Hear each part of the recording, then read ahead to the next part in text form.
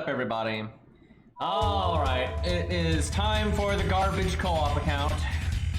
We've got the command now for the rules, so if you do exclamation point Garbo, you'll get the little visual guide as to what the hell is going on. How nice, though, that we started this when we have this extra start dash campaign, so we get all this nice loot. I am totally okay with this. Alright. I think this CE is actually kind of good for a beginning one. It gives you 2000 HP and like 15% NP gain. Nothing phenomenal, but considering it's free, it's not too bad for a newbie account. Okay, I'll take 20 million QP. So off stream, I did all the free quests in Fuyuki except for Shadow Herc, because I figure we'll save that. That'll be a thing. I don't think we have anyone that can use Camelot medals that's actually in the rules. Because there's no Bedivere or any of that, so I think we just take the Dragon Fangs. I don't think there's any reason to take anything else. Alright, let's see here. Boosted account, please. So we need Leonidas, and I saw Cairo got Leonidas, and I'm pissed, because I need a taunt wall for sure. Okay, that's not allowed, unfortunately. Come on, give me Leo. Nope, that's not in either. Come on, game.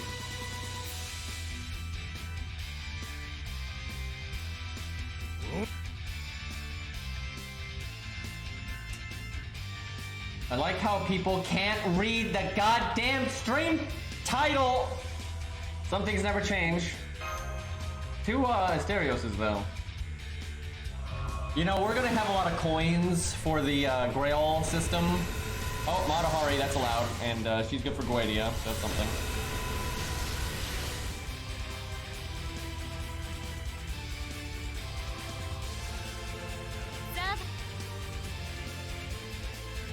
Alright, we'll do one more. So we're trying to keep our servants for Orleans around level 10, but we said if they go a bit over because of great success or whatever, that's fine. So it's basically 10 to 15 for Orleans. Because we had like a super success on Blood Axe and he went way over. I don't know if we're gonna raise the level limit until Babylon. That's probably when we'll do it, but we'll see. Alright, we didn't get much that we could use there, unfortunately. Okay, what I'm probably gonna do, just in case we ever change something, is for the low stars, I'll get them to NP5 and put them in my second storage, and then burn the excess ones. But it doesn't hurt to just have some of them in your second storage at NP5, just in case we ever change something. Alright, so thankfully we actually got the Demonic Beast mission done, because of, I think, the TAM, the Vinch mission. You have to use her because she's a story support, and we said that's allowed, and she's a demonic beast, so you actually get credit for the mission that way. So we didn't have to do anything funky for that. Alright.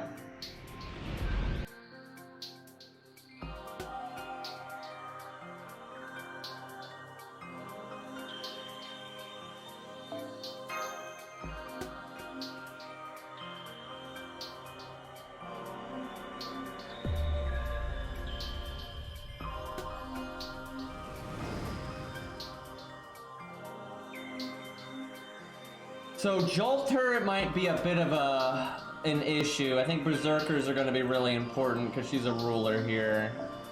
But I think that's going to be pretty hard. Alright, Lancer, Saber. So I don't have an Archer, Cairo does. Do I bring that? Or do I just go Berserker? Yeah, I think we bring that. Maybe put it in the back. And do this. Always love chat acting like fucking morons, and then they get so surprised Pikachu and they get deleted. It's amazing. Alright, I'll do this. This.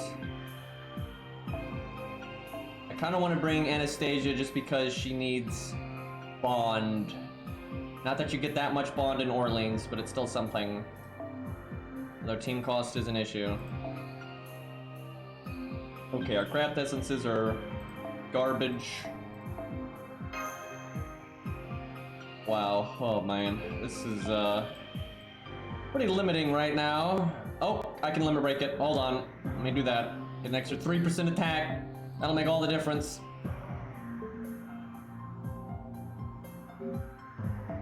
Which is something me and Cairo thought of a while ago, and it's fun to get to play with your friend. And you know, if people in chat want to like play along, you actually can pretty easily. You just follow the rules like we are. You follow me and Cairo, or one or the other, and then that lets you use this in 1.0 and 2.0 because it's different on JP. And then for events, you can just add somebody else, right? Just add one other person, like your own main account, and use that for events. Which is technically breaking the rules because we're not gonna have someone else for events. But there's no way to summon, you know, someone else like us for events if you're not, you know, actually friended. So, but yeah, it's something you could do if you care to, anyway. All right, boom, boom, boom. Big whopping, like 4 or 5% attack here. That's true. We would actually get FP if you did that. Wasn't even thinking about that there. But I know if some people want to play along, you know, it's fine. No, there's no way this challenge is going to change my opinion of any of these characters. I don't think people realize how much I use the low stars. Like, there's no new information coming into my brain here. You know, I might be impressed sometimes, like, oh man, this can actually work, or, you know, yeah, this unit can, you know, do a little bit better than you might think, but that doesn't mean they're gonna do better than, like, their actual competition, right? Like, that's just not, it's not like I'm gonna be like, oh man, JK's better than 100 Face, like, no. Yeah, I'm pretty aware of what the low stars can handle.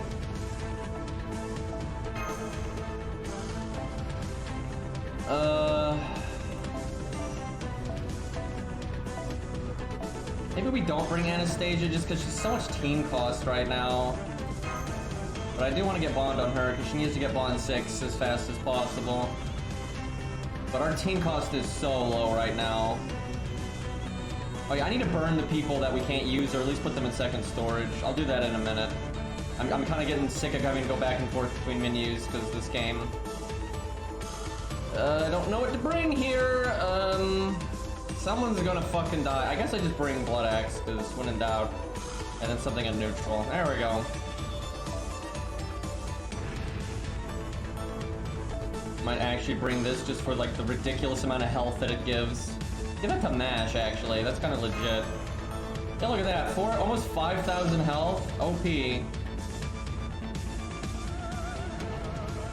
none of these CEs are gonna do anything of note.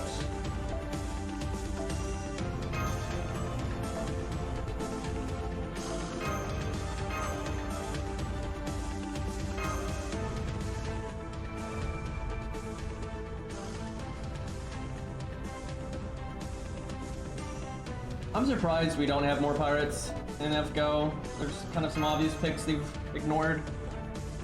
I don't know though, I've kind of noticed it's like when it comes to things that aren't European knights or weebs, they kind of feel like they've like met their quota and they don't really bother with it for a long time, if ever. Like we already have Billy and Calamity Jane, right? Like we don't, what are their gunslingers? Like we got gunslingers. You know, meanwhile there's like a million weebs, so it gets a little silly. I don't want to go for NP gain at all. I don't think so. This looks pretty easy in comparison to what we just saw in Fuyuki. Sure, that'll change though.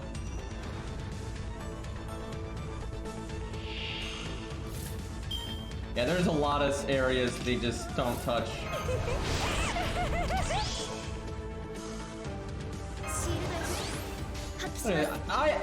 Chat, please. I've defeated the Ember Hand at the end of Fuyuki, and they think a 2K Saber is gonna be a problem. Please.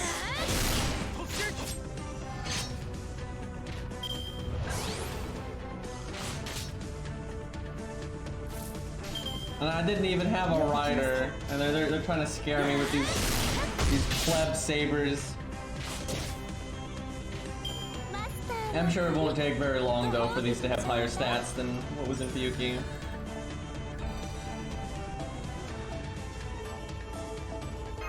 I actually do need skill gems.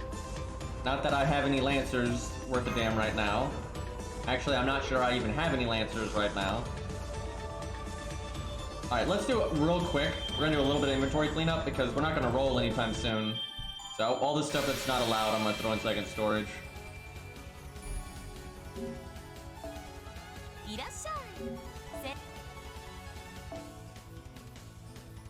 Let's see, Arash is not allowed.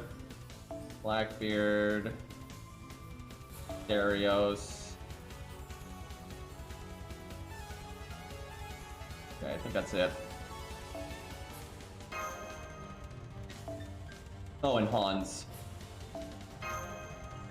Also, I can level things up to 10, and if they go over 10 a little bit because of great success or just awkward XP, that's fine.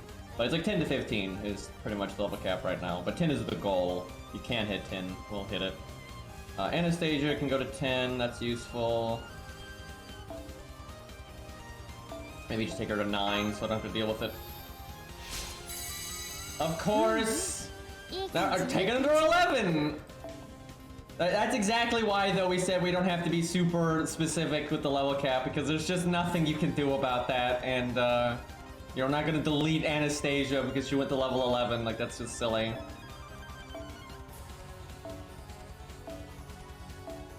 I'm gonna gun for 9 right now, though.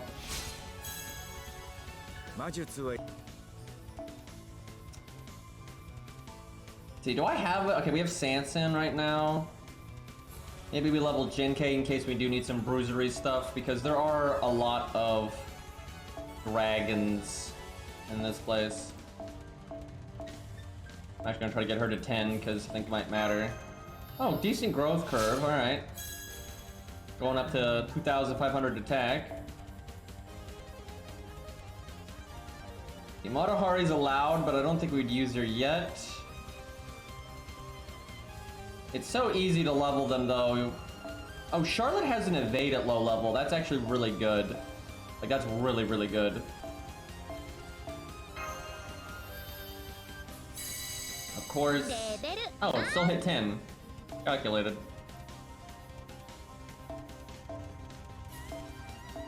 Alright, we're ready.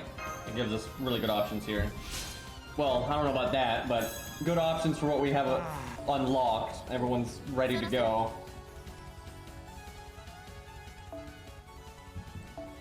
I really do want Leonidas, though.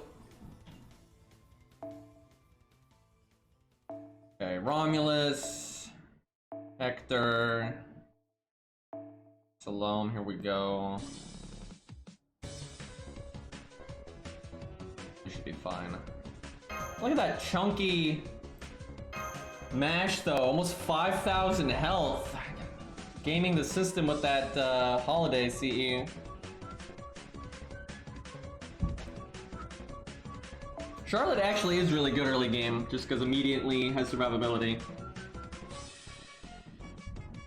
She's gonna fall off pretty quick, though. I don't know, she might be better than Jinkei, just because of Jinkei's lack of survivability. Oh, the sabers are on the front. Shit. Well, Mash, good luck. That's bad. About to get our Lancers murdered. Nice damage.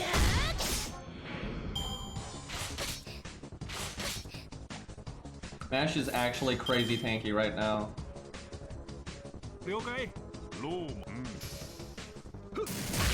Oh damn, crit for 999.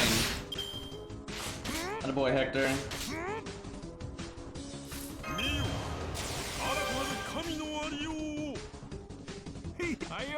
I don't know why I didn't use Mash's card. Gotta get sucked into the Lancer mindset here.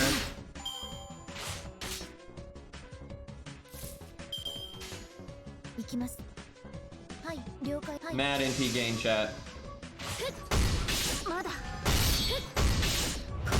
Chat, I realized when I was watching Kairo's VOD when he fought Saber Alter and everything, and it really hit me. New players, people that have never played FGO before, that maybe hear about it, see the anime, whatever, they get into FGO. So brand new players, they don't know much about the game, they don't know the history of the game. They watch that cutscene of Saber Alter and MASH. Like, they see that. Like, are you kidding me? With like no context, and it just looks so shit. It's not even hard to remake that cutscene. They take so little effort to remake that cutscene with the new sprites. I cannot believe they have not done that. Like, they have got to improve their new player experience. Like, it's embarrassing. Let's see if Romulus can just delete this. We could do Buster Chain. There we go. Oh yeah, I didn't even need 4,200. All right. I'm not used to being level 11, 10, and 12 and all that. I'm used to level 1, so our damage thresholds are throwing me off a bit here.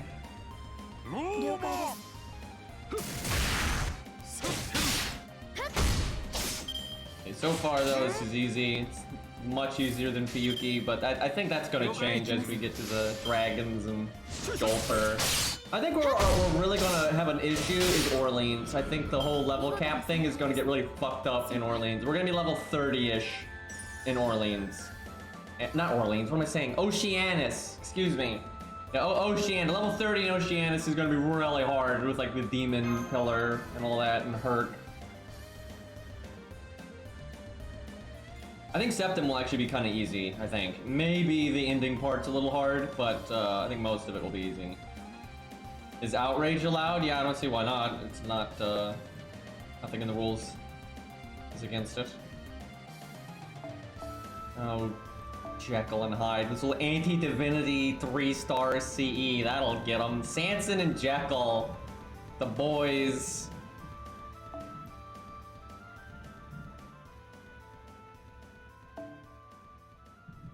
Bring, I swear we're not gonna need an army of assassins here. Surely it's not gonna get that bad. Oh, Sanson's attack stat. Sanson's attack stat, dude. Oh, God. You just put that in the back. Whoa. That is... Jesus. Okay, I guess we do this. Yeah, that's alright. Dude, 1,200.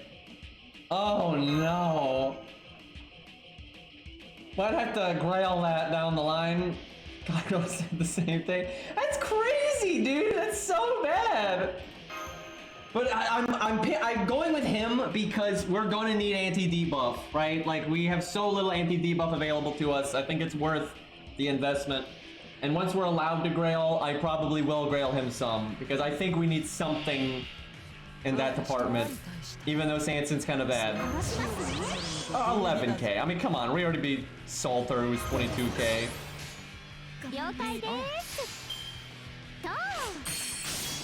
See, she's got the nice, like, bonnet, you know? She's got style. She just doesn't have, good gameplay, unfortunately. Well, we're seeing green pressing green, but it's not really resulting in any crit chances.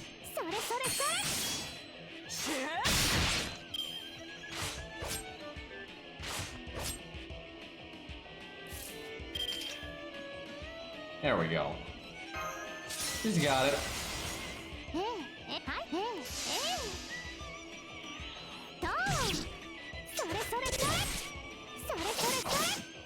I'm actually surprised it took that many hits to kill it. Jason removes one debuff, which is not half as good as removing all debuffs, because a lot of debuff-based fights are going to have all kinds of debuffs on you. However, it's still handy that he has that, so if you have the right... If you're fighting a Lancer and there's debuffs, you can have Sanson and Jason, and that might be okay. Like, there are fights out there where there's only one, like, debuff that matters, but it might not be the latest one applied. So if you use, like, who else that only removes one debuff? Liz. Like, Liz, you know, she might remove the wrong debuff, and then, you know, it's kind of a problem. Now, it's not always a problem, because there are some fights where, like, there's no debuffs, but then when you break a health bar, like, the boss you know, stuns somebody or does, you know, one big dot or whatever. And then if you have just a single debuff clear, it still deals with it. So it's not like it's not bad to have a single debuff clear, but it is absolutely better by a lot to have a full debuff clear. Like, there's a big, oh yeah, Santa Nightingale, it's another one. I feel like though normally when they give a unit single debuff clear, they do it decently well because they normally give it to a unit that's good in other areas and it's a bonus. Like Liz is good regardless of the fact that her debuff clear is not that amazing, right? Because she has a bunch of damage up, she's got an upgraded NP, you know, she's got a lot of useful stuff. And then as a bonus, like, hey, you can get rid of a debuff too, right? So that works out pretty well. But I don't know, Jason's not quite like that though. Jason's got some problems, but we'll see how good he ends up being. Probably bring Billy because I've got plenty of assassins and I have no archers, so it kind of just makes sense.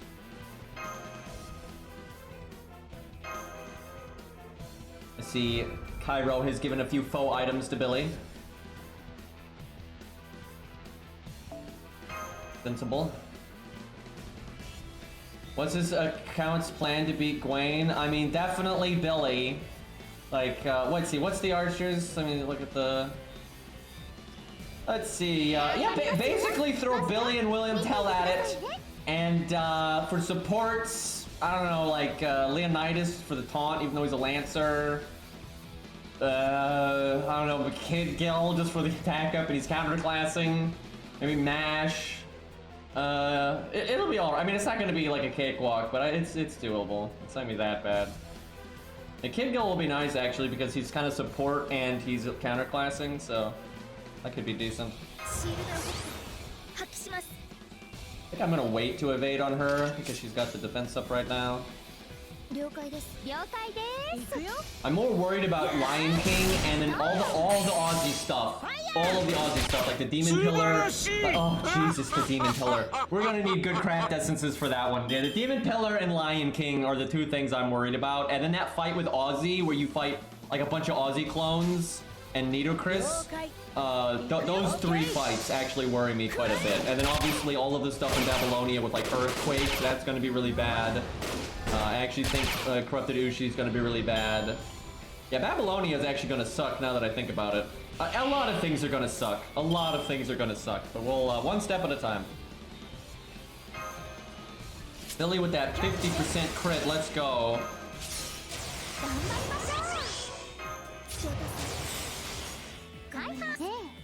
He's got this. Look, she's critting. Billy, please. Billy, I gave you the attack up.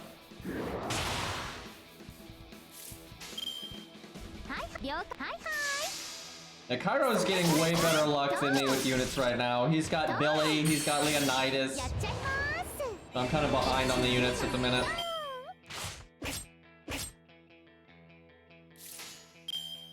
Okay.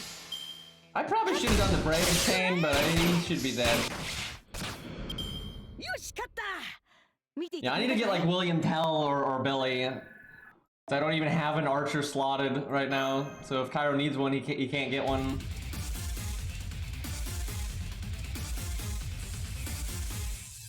Yeah, everyone was like, I got luckier than Cairo because I got Steno, but no, Steno doesn't do anything right now. Like, we don't have the team cost to bring golds anyway. And like, wow, Steno and her RNG NP drain, yeah, that'll help. Like, yeah, it's better in the long run eventually, but in the short term, Steno doesn't do a damn thing. Like, what matters more is just getting the right classes right now, like getting, you know, one of each slot at least, and especially like Archer and that kind of thing. Oh, excuse me, I didn't see the resub. Yeah, thank you for the 6 months. My apologies. Half a year, indeed.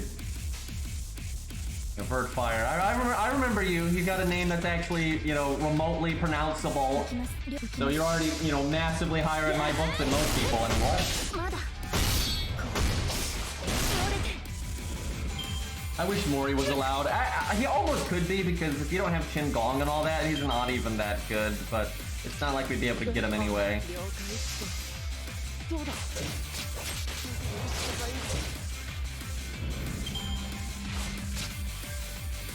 First reading, now hearing.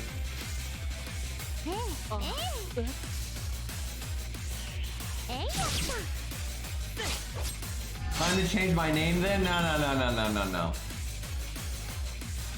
Don't join that bandwagon. Man, so far they're not throwing too much at us compared to Fuyuki, like relative to our levels. Chat, I'm getting balled in. I'm gonna do 11k in one turn here. Oh yeah, look at that, chat. Barely, but we got it.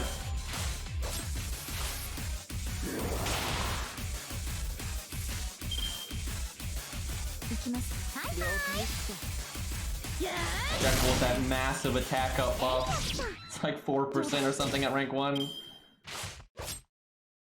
Actually, let's check. What is it at rank 1?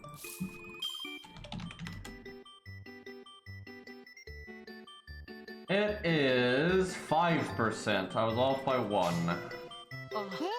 If you happen to transform into Hyde, though, then it's already 25%. Weirdly, it doesn't scale very much. Actually, for Hyde, it's 30%, because Hyde actually gets the 5% and then the 25%, so he gets 30%.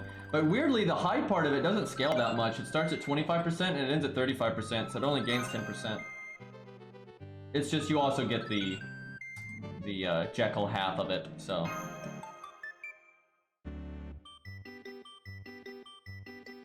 Yeah, poor Icy. Icy deserves everything he gets. Maybe someday he'll get it back.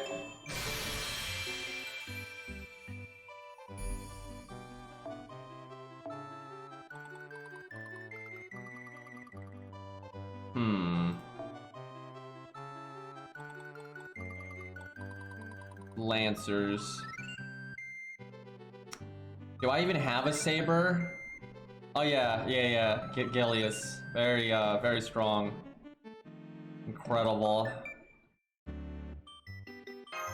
Maybe we cut Sanson for now and like, just go with someone that's strong at neutral. Don't even have close to the team cost for that. I don't really have anyone that's strong at neutral, so Blood Axe it is. It's like the other option was Geronimo. Oh, chat is not on stream. Let me fix that. No, yeah, it is. Yeah, I'm literally looking at OBS right now. It's right there. You're scaring me.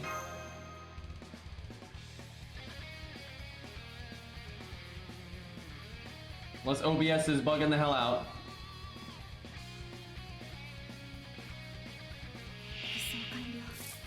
So far, Orleans though is much easier than Fuyuki, but I think Orleans is kind of long, so I'm pretty sure by the end of it, it'll be tougher.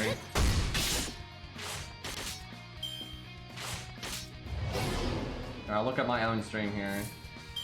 I can literally see the chat in my stream. There's no world where you're receiving a different stream than everybody else. Like, don't make me screenshot this shit and highlight it. Like, I can see the chat right there. Jesus. I did not mean to click Nash's quick card there. I meant to click the other Buster card, but...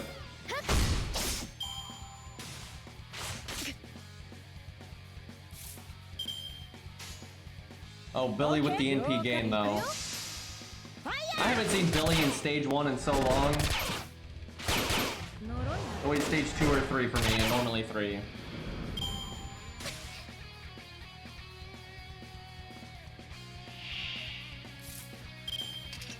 Man, Billy's actually gonna get his NP. I could give it to him right now, actually, if I wanna, like, maybe NP the Lancer, but... I think we do that. Come on, there you go. Look, we're lining the classes up. Look at that, we killed 2 mobs. I'm so proud. Also, that poison is actually messing Nash up. She didn't have that OPCE. She might be somewhat near death here.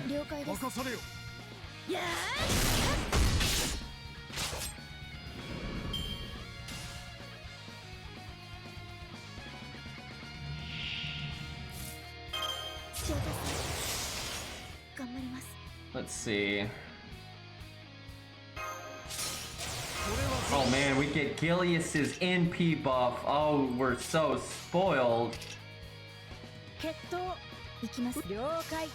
If only Billy had gotten another card, he could probably kill 2 of these. さあ早打ち勝負だ NP1 Billy, let's go. What do we get? Actually, not bad, not bad. That's the most damage I've ever seen on this account, 19k.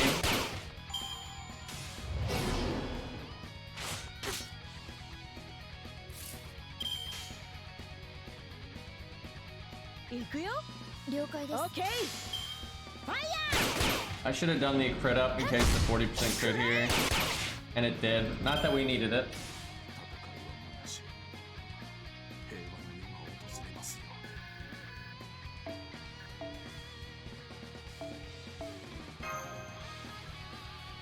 So far, this is pretty smooth sailing. How many chapters is Orleans? Let me look.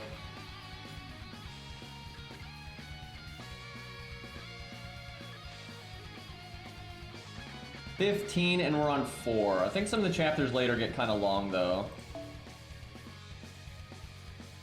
Looks like more dragons here. I guess Billy and Jin K or something.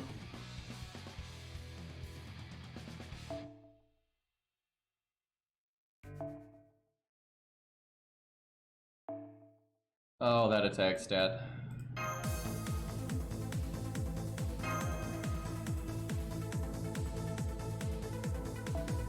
Four and 5 wave nodes. That might actually be difficult.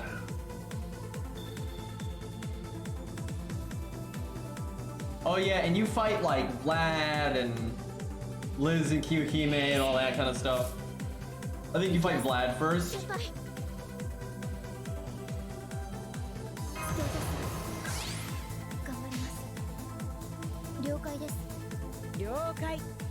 I wonder how much health we'll have in comparison to our Korea altar, because that was like the first boss fight and that was 22k.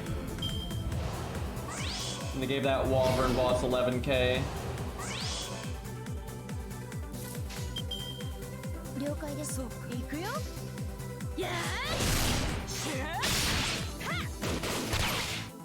Dragon, please don't crit me. You have double crit buff. Oh no. 1,000 at class. Oh my. Okay. Billy having a rough time there. Jin K Braid Chain.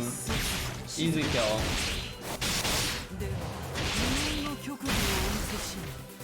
Okay, Billy can NP.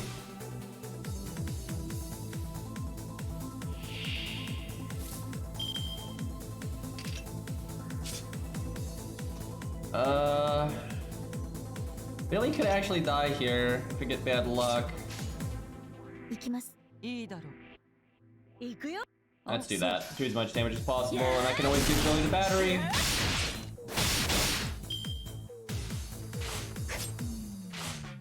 I might need to have Billy just NP the other. Okay, they really like hitting Billy in the face here. Okay, I'm giving this to Billy just so he doesn't die.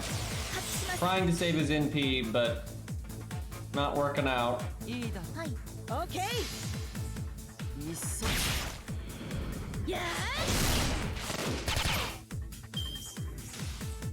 Can you believe that dragon survived getting shot by a gun?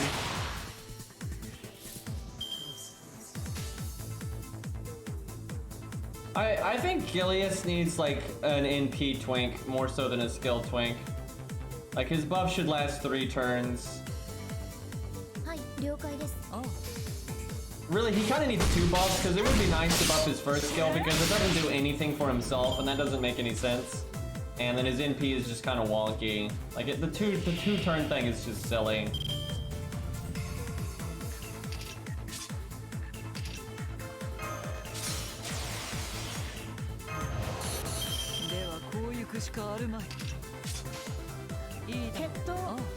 Easy kill. 4k.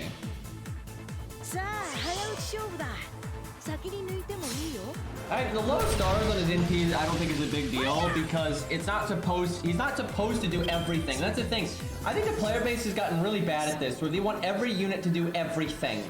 Right? That's stupid. Right? Like it's okay for units to need to rely on other units to enable certain things. That's like the point of team building. That's like the interesting thing. So I have no problem with NPs like Caesars and Giliuses that don't make enough stars on their own to guarantee crits on the next turn. Because they're not supposed to. They're supposed to do something else, and that's a bonus. And then that means if you've got like someone else that has a star bomb as well, and you use the NP, then it you know, it gets you somewhere. That's way more interesting than just everything doing everything all the time and never needing another unit for anything. Like that's fucking stupid. Like I have no issue with him only getting 5 stars. The problem with his NP is the other stuff, right? The big defense down and his buff's only lasting 2 turns. Now the defense down's not that bad because you can remove it with command codes and it's kind of interesting to have to deal with that. But with those, you know, drawbacks, the positive needs to be a bit better, right? It needs lasting 3 turns is really all it needs. Like Saber Gilius is so much closer to being a good unit than most of the other meme units. Like he's much closer to being good because he can get big damage and he can actually get it rather easily. The issue is it's just not quite on par with like how easy it is for Bedivere and that kind of stuff. Like if they buffed his first skill and then just did like a minor buff to his NP, he'd be totally fine. Like he'd be totally fine. Like you already see people using him for like meme setups and it actually having some success. This might actually be Vlad right now. I'm gonna treat it like it is. Do we have land? Fuck. I wish Cairo would slot like Leonidas in his all slot. He's streaming. I can just ask him.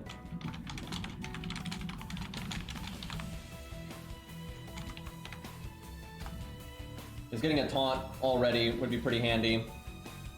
Like, we don't really need the 2 sabers. Like, one of them right now I think is fine.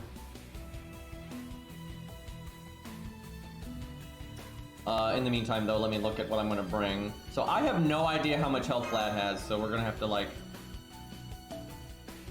just bring the best team we can.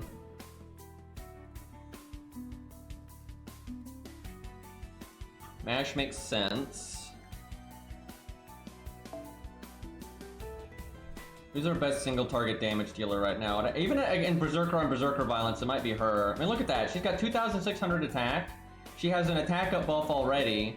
And then we can give her a CE for more attack. So she can actually throw out some pretty big damage right now. I mean, 3,000! Jeez. Romulus is okay. How much attack does she have right now? Not that much. 10k is alright too.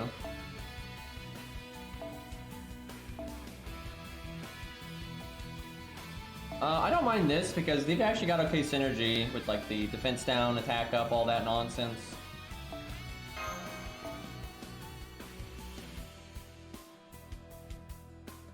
Okay, we'll probably put Leo in the front. Charlotte's good cleanup because she has a survival skill. And then maybe just Romulus because he's got the heal.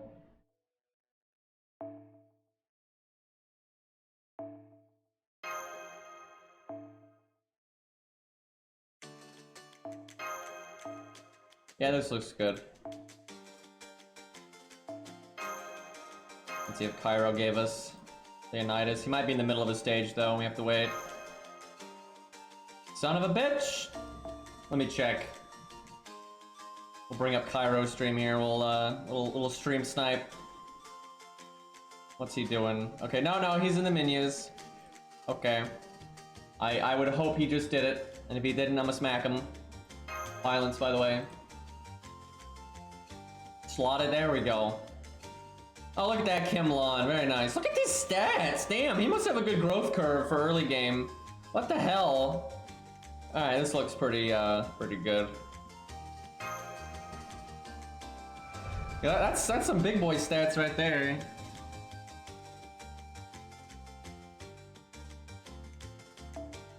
Oh yeah, this is Vlad. We're fighting Vlad for sure. I figured.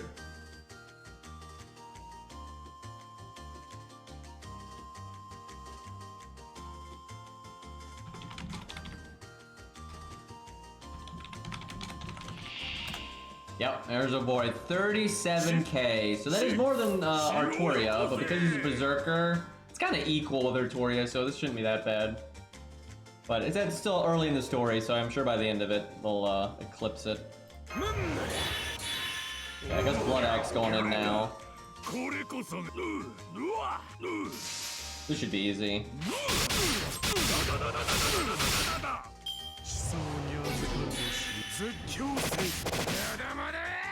Only attacked one time. I was hoping she'd get a Brave Chain, but not work out.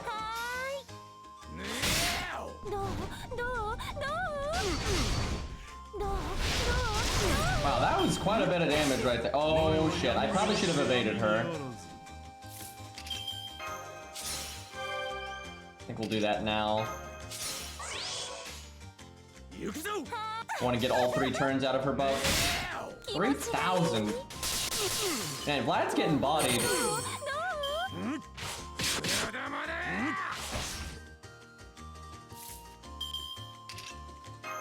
Well, I should have cast this earlier, but I'm just doing it now because it's guaranteed value. I should have done it earlier when we had the defense down and Vlad didn't have the defense up.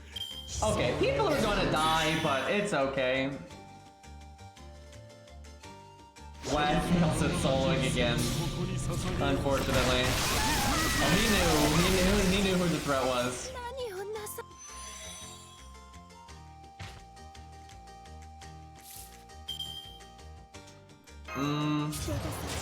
Smash you, I guess?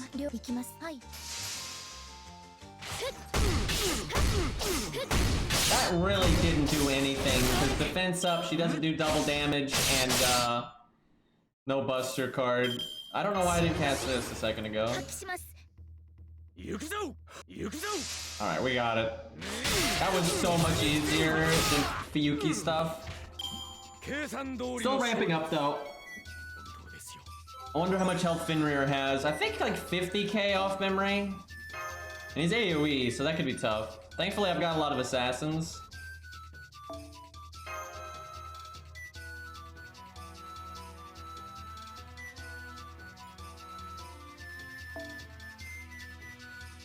Now, I know at some point you fight Kiyohime and Liz, but I don't think that's... and these aren't the right classes, so it's clearly not now, but I'm not quite sure when it is. There are assassins here. There's also Ryder, so I don't know if I want to bring her.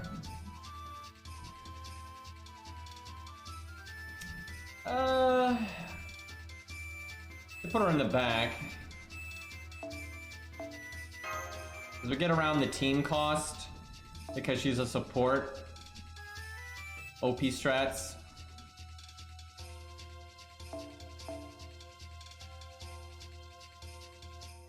Good, just in case there's the assassin in the front, we'll start with Geronimo. And do that.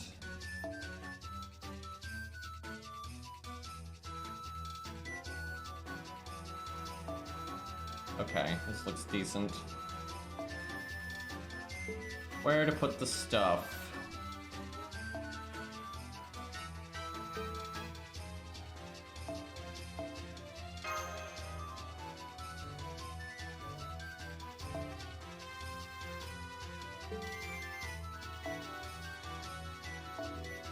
A little tricky.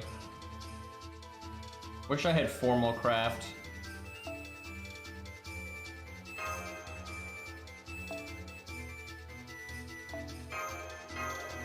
Oh, these craft essences.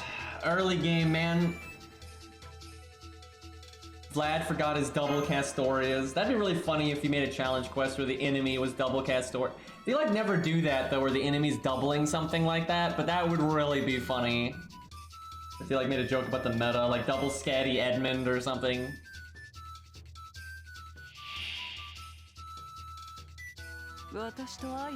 Oh, it's Carmilla. I had no idea that was this early on. Well, she has way less health than Vlad, but she's got the ads there. That's a little awkward. Let's see, how do I want to do this? Well, Geronimo has got both his buster cards, so we're gonna use them.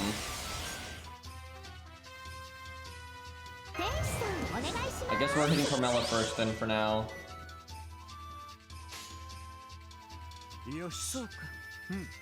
And we'll probably kill the riders, just so they don't murder our assassins in the back. Oh, her heal is actually going to be significant at this level. Do I heal Geronimo? Yeah. Get a little bit of stall.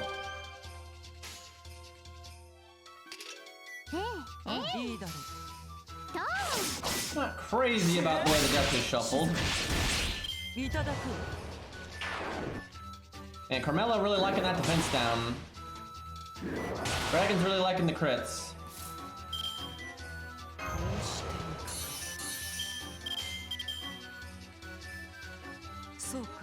Just crit forehead. Nope. At least we still hit Carmilla there. Oh, well, there we go. That was quick. I feel like a 3-wave challenge quest where like the first wave is like waiver. Actually, what was the like oldest meta? It was definitely waiver, but then the DPS could almost be anything. But you make it waiver and you know two whatevers, and maybe a Rosh just because of farming back then. But you make the second wave like double Scatty Edmund, and then you make the third wave, you know, double Castoria, you know, and whatever our DPS. Like that'd be pretty funny. Because the player base, man, she totally yeeted Charlotte there. But the player base would know exactly what's going on if they did that. Yeah,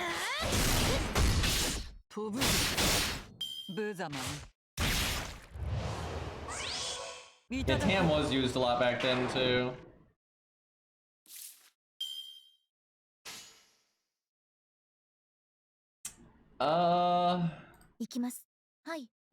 Should kill. Wow. Alright. We got 2 casters in the back now, so.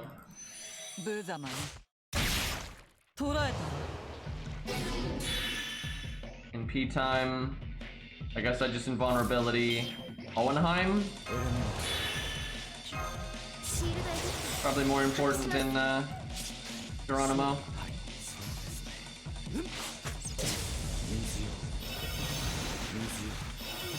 Boy, that damage though, not the most impressive. This is a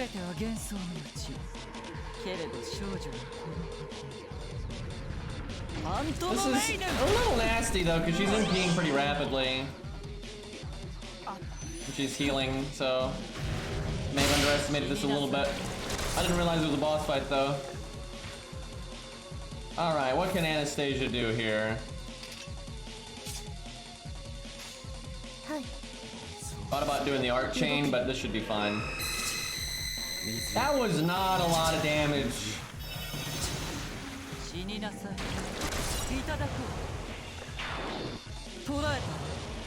Okay, we actually can't NP. Fantastic. Anastasia not doing a damn thing right now. We got this. As long as he doesn't die this turn, he NPs next turn with the attack up. Easy peasy. Uh-oh. I'm sure Anastasia could clean up if needed. It's only 2,000 health. Actually, you know what? We'll give her the ninja kill. She got it.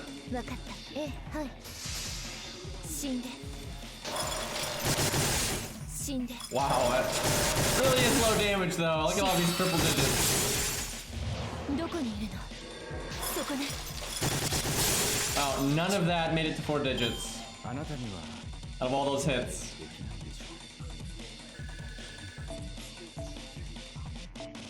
Wow, one rider blue gem. What the hell? What a reward for beating a boss fight.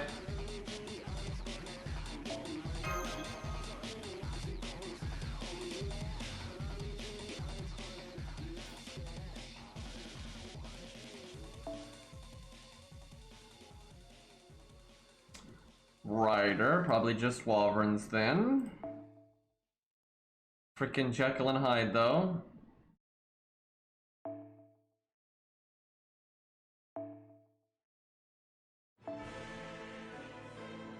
The Assassin Squad.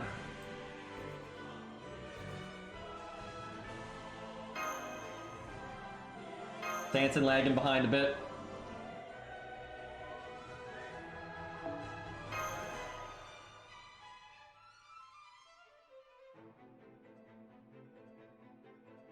I'm looking at the garbage picture, and I can't help but notice that MASH is in the VR form. I wonder how that came to be. Too bad Hex isn't here right now, so I can't ask him.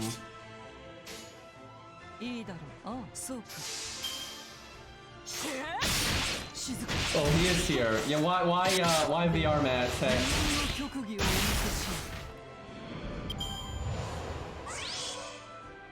So far, though, this really is easier than Fuyuki, so maybe we leveled too much, but I don't think so. I think it's gonna get noticeably harder as we go get farther in. I can speak. VR MASH DPS carry, indeed.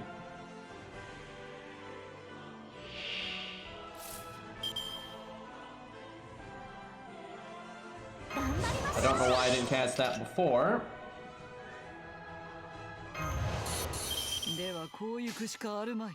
Okay, if she crits, she might actually kill here. Come on, one shot it. Not what? Fuck. Man, we could have killed two of those, and we've only killed one. What a joke.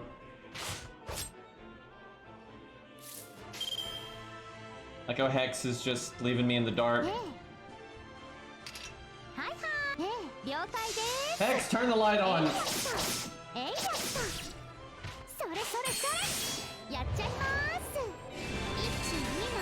75.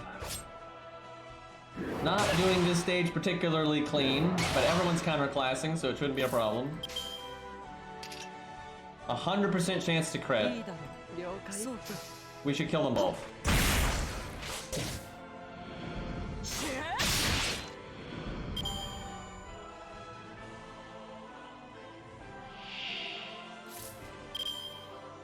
No one is even remotely close to getting their NP. We'll kill the danger one first, though. It was just a first gold match picture I grabbed. That's an answer I can respect.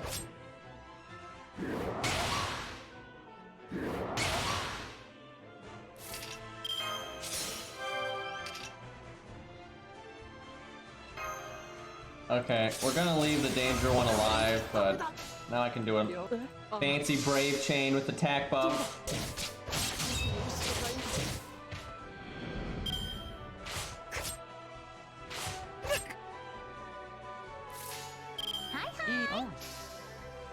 So I honestly don't remember how much health Jolter has.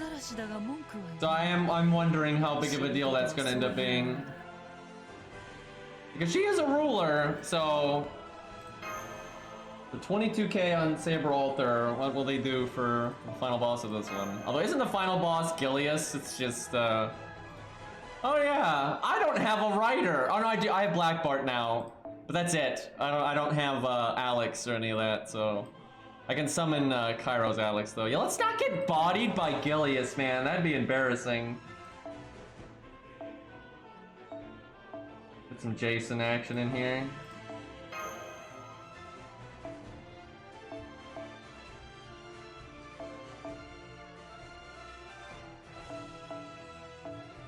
Surprised Charlotte is getting this much use.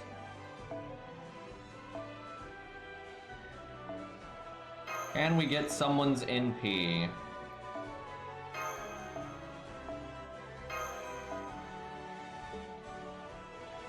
Tanky Charlotte. Look at that. 4,000 health on Charlotte, and she's got her little evade thing.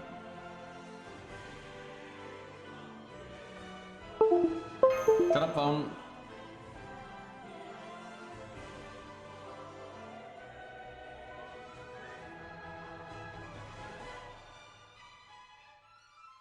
Hey, I've done Camelot at level 60 before. Not with these restrictions, but it's not that bad. Like, most people weren't max level back then. Like, they were on NA, but not on JP. That's because NA got dailies so much sooner and whatnot. Wait. Shit. Okay, hold on. The dragon's the problem here. Well, we'll just delete one of them.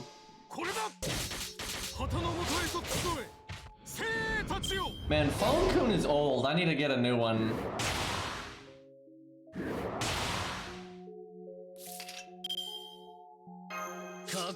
I just realized I'm not helping the phone abuse stuff, am I? Like that sentence was not maybe well timed.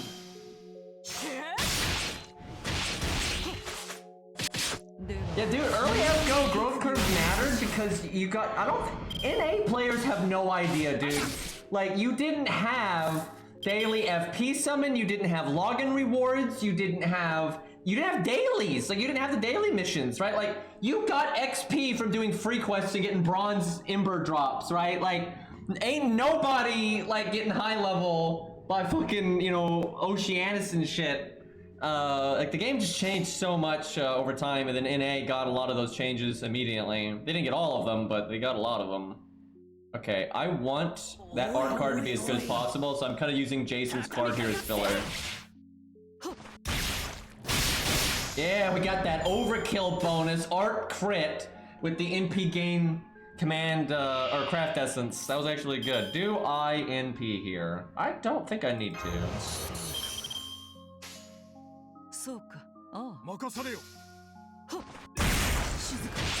And growth curves matter if you happen to use a unit that just doesn't get to max level.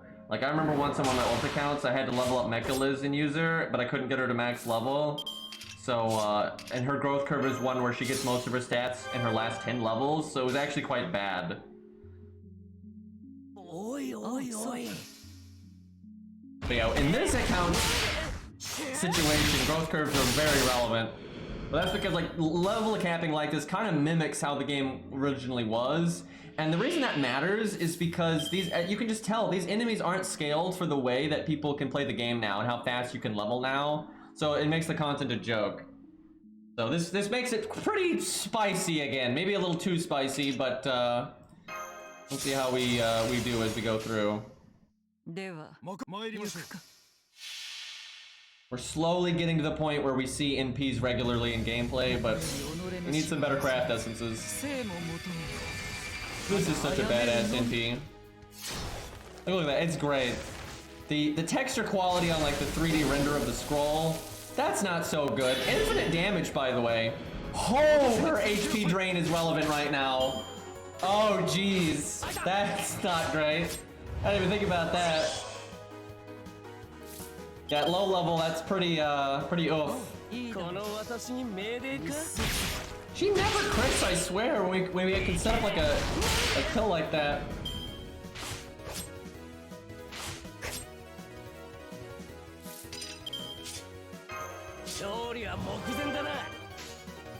Jason got our back.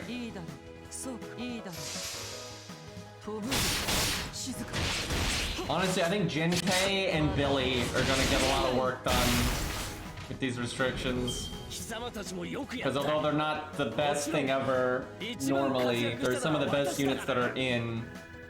I don't know, Jin K might have a harder time than Billy though, we'll see. We can at least set up crits. That's something.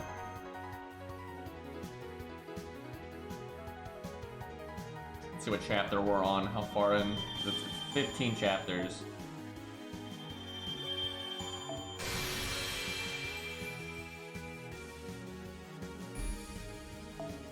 Chapter 6. Yeah, it might start getting a little bit harder soon. We'll see. I doubt it though. I think it's gonna be a pretty good chunk of bullshit here. I think this is when you fight Martha because you go. I know you fight her in the forest. I remember that. Assassin, Saber, Lancer, Berserker looking pretty good right now, and besides we can get that FPCE, which we want. Just do Gilius for the Lancer, although maybe put him in the back a little bit. And just throw Berserkers at it. Nothing could go wrong here.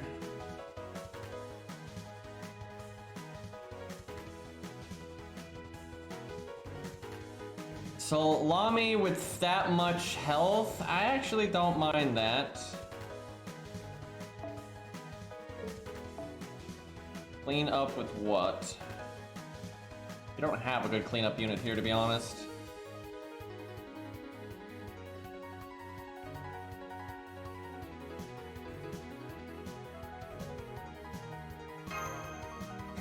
Dude, right now, this CE is actually pretty good for us. Like, just the stats, because it's a 4-star, and some NP. If we actually limit break it, it'll be pretty good.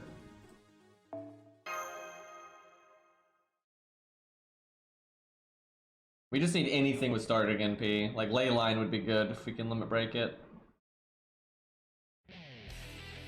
Hey, Paladin. And Eli. I'm missing everybody. I'm, actually having to concentrate somewhat, so imagine that.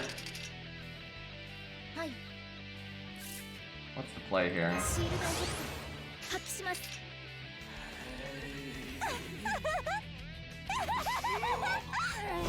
Chain laughter intensifies. Toxic streamer ignoring his chat, yep. I mean, you guys throw nickels at me, you know, I ignore you. It's circle of life.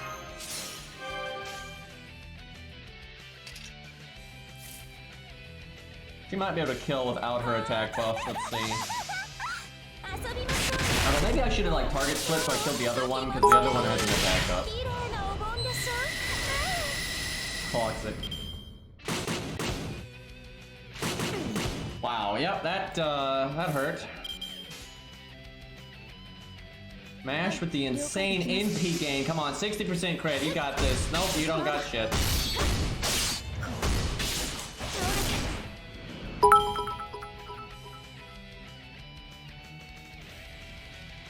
Yeah, that's like a silver $1.50. See, why didn't I tell people that I didn't like quarters? Right? Because then I'd actually make money from this. But I had to be honest and say I didn't like nickels. That was so many years ago, man, and it's never gonna die. Same with, you know, the unnamed one. Okay, this little shit's back, but he doesn't have like 11k health or 6k health or whatever it was and danger tag, so I'm not worried.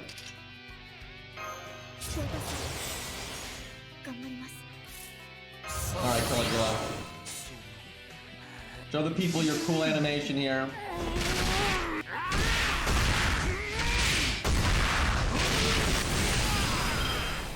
Not quite a kill. The face tanking though. Oh, the value from that invulnerability.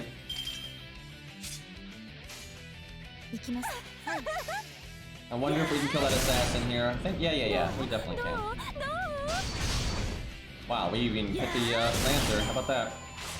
Well, Caligula got attacked 4 times in a row. What are you gonna do?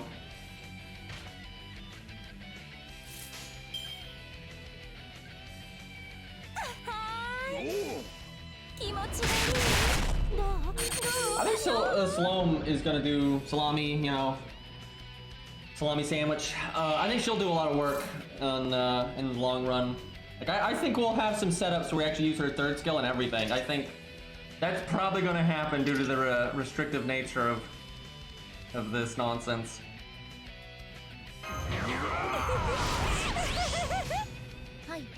Wish we had a brave chain, but still do pretty well here. We can use command codes whenever we want, but we don't have any command code keys right now, and we also don't have any command codes right now because most of them are from events, so.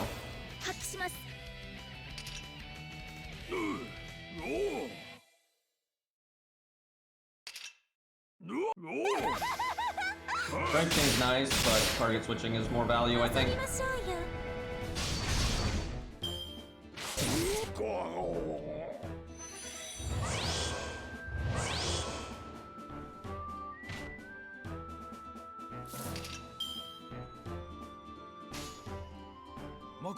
Man, she's living.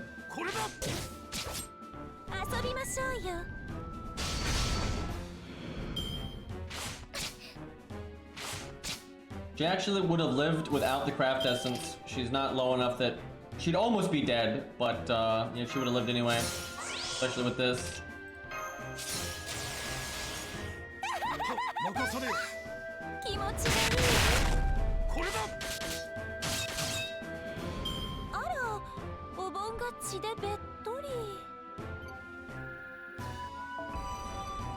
Level 13, level 2 Mystic Code, let's go. We got a slightly bigger heal. It took that long. Dude, the level 1 of a Mystic Code takes no XP. It shows how little you get from these early stages, man.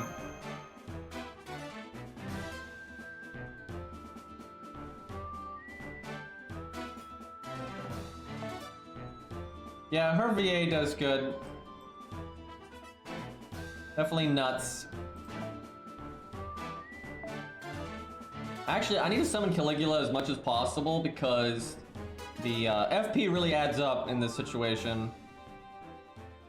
There are no... No, Gilius is fine. There's still Lancers. Could sneak in a caster, though, at the end. That'd be better. Chat, we got 41 team cost. We're so powerful now. Look, this only needs 29k to level. Like, that's not a big deal, but it's not gonna happen anytime soon.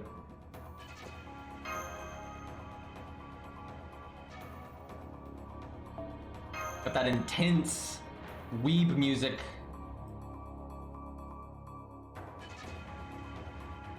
Like showdown samurai nonsense.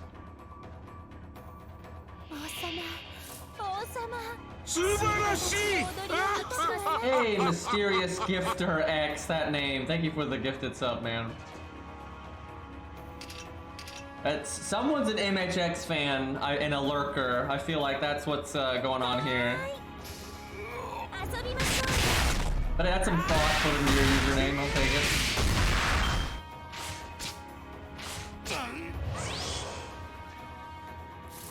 Servant verse enjoyer, yeah. Triple Buster. Okay, that guy's gonna live, so I'll do this. Maybe we get a Caligula.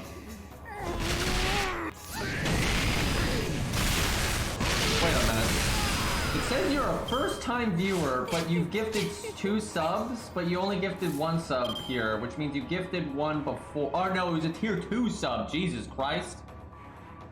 Damn. I was really confused by that, but yeah, thank you, dude. I appreciate it. All right, I guess we Art Chain. Why not? I probably could have done 1 Mash card first. I mean, everyone's roaming.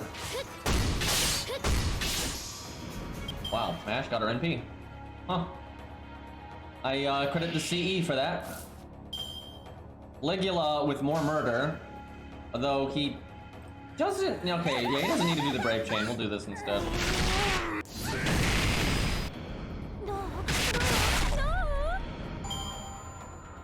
I gotta say though, so far this has been surprisingly easy compared to Fuyuki. Now, I'm really surprised I'm actually saying that because I never thought Fuyuki would have been hard, but it was. But so far, this has not been too bad. Not get cocky though. If we got cocky in Fuyuki, then we had a bit of an issue. And we do 10k here. Probably not. Good try, kiddo. Yeah, hopefully Caligula will be in the meta for this account. And I think he will be, and that'll be satisfying, I think. I think Salome and Caligula are both going to be really good in the, like, way down the line. And even early game they're doing well, but I think way down the line they're going to be important.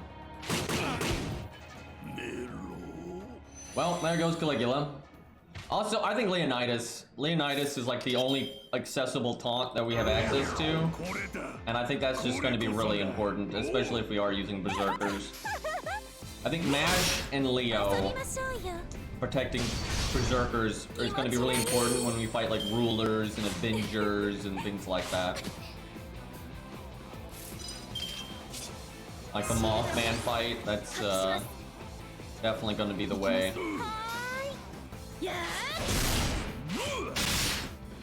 But probably not when you fight like Gwaine and things like that. I think we're just going to, you know, William Tell is like the Billy. It really, and I know a lot of people are like, why does Billy make the cut? And I get it, but look at the list. Look at the list if Billy's not there, right? Look how fucking dumb the Archer slot is. because you can't get Nobukatsu, right? Like, he's on the list, but you can't get him, right? So he's not going to be there. Same for Nobu, she's not going to be there. So it's just William Tell and Kid Gil. That's it. That's the only two, right? And Kid Gil's AoE. So, like, you'd be using William Tell every single stage. And this is kind of dumb. So we kind of had to add one thing to make it more reasonable. And Billy is, as much as I love Billy, he's honestly not that good. Like, he's not shit or anything, but he's not amazing. And so I think it's fine. He is stronger, though, than the average thing that's allowed. But overall, I think it's okay. And it kind of just, I think it's all right to have something that's a little bit stronger like that if it's in a class that is clearly crap. And that's kind of why Attila's in, even though none of us have Attila. But we thought about picking her for free 5-star, we just didn't. But that's there because otherwise it's just Gilius and Jason, and that's just so bad. However, we kind of dug our own graves because we just chose, neither of us chose to pick Attila as our free 5-star. So if that comes back to bite us in our butt, that's our own fault because we could have picked her, so. You added Lantoria on there to make fun of her? Not really, it was more like, the main reason we added her was because, well, she's not the best 5-star, but that's not even the whole reason. It's because there's really no really super hard archer fights. And, you know, yeah, she is kind of on the weaker end of Lancers at NP1. If she's a high NP rank, I actually think she's kind of good because of the big battery. But there's no way these accounts are going to get her at a high NP rank, so. But if there had been some like super obnoxious archer fights that were really relevant, like Demeter, if Demeter was archer instead, we might not have allowed her.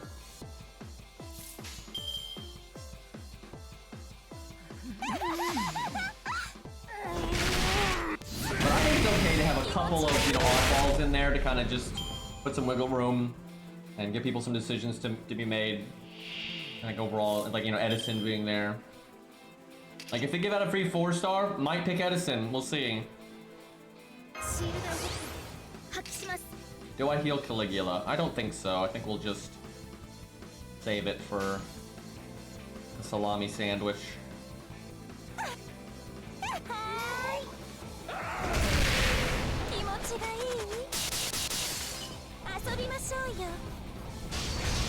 Also, I like Lancelot Sanson, so if I get spooked by her, I want to be able to use her, so, you know, slight cheating.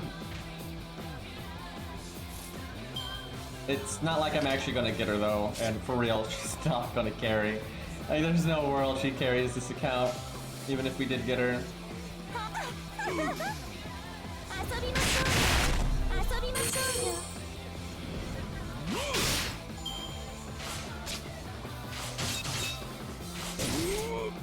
Well, I should have just cast his defense down, dude. Man, we're getting slaughtered now. This is how you wipe right here.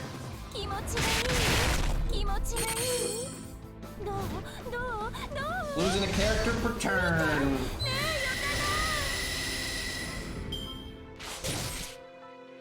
Can you guys stop critting? Don't you guys have normal attacks?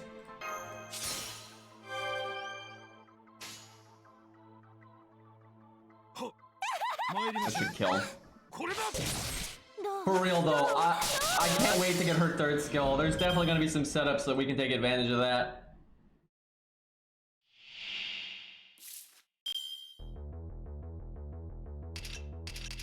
What is the play here? Probably the Brave Chain. I think we'd give this to her so she doesn't die. Target the danger one.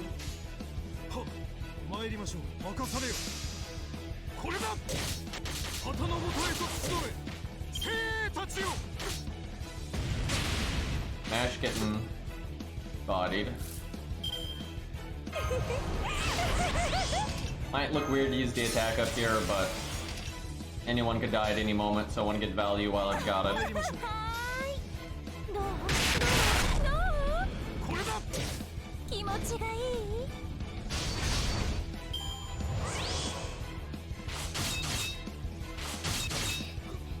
Well, a couple of crits. Oh, thank goodness our last unit is Geronimo. Never thought I'd say that, but we were actually kind of getting to the point where we could have wiped, because if that wasn't Geronimo, like, these two could both die immediately.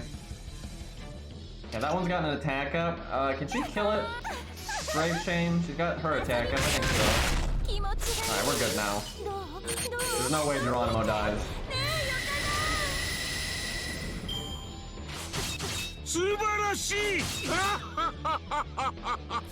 Don't worry guys, she's got her NP now. And thank you, Zert, for the gifted sub. Appreciate it, man. You just throw a knife at this guy, do 3,000 damage, I'll take it. We beat a weekly guy. We got 5 Blood Axe coins. Oh, so helpful. Dude, these early stages, man, they give like no bond, no master XP, no Mysticode XP. Although these cost 0 AP nowadays, so... no, I guess that event ended. Excuse me, they cost 2 AP. This is bullshit. I legitimately think they should change it so the main story is 0 AP. And I really want chat's opinion on this, but I think it's just better. Because if the main story is 0 AP, people aren't going to see it as it cutting into their farming for an event time, or like their AP, or like their whatever, you know, it won't cut into their farming at all. And also they won't worry about failing a stage. If they get stuck on Demeter, they're not going to feel as tempted to cheese it to save AP. They're only going to want to cheese it if they don't want to deal with it, right? If they're like, but yeah, I'd kind of like to figure this out. It doesn't cost any AP, so I might as well. Like, I think, I really want to hear, especially from newer players, I feel like if the main story costs 0 AP, what people would do is use up their AP on farming, dailies, event stages, whatever, and then when their AP is out or almost out, then they go do the story. Because it doesn't cost any AP, and their AP is regenerating while they play the story. It's like, okay, my farming's done, let me go play the story. And I think that would just be so much better for the game. Like, people wouldn't feel as pressured, it'd be easier for people to catch up on the story. I think that'd just be awesome. Like, I don't see the need for the story to be an AP drain, right? I don't see any need for that.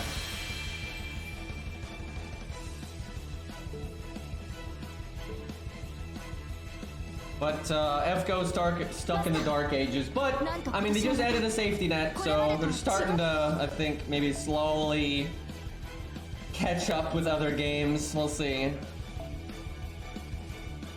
Okay, Caligula's CE stats here are not the best, but could sneak in an assassin this time because there's no assassins, it's Rider, so honestly I kind of like Charlotte as a cleanup unit because of the evade. I don't mind that. This is too much on team cost. That doesn't do anything, still too much team cost. These are all bad. I need another attack CE. Insta death resist, yeah, that'll do it.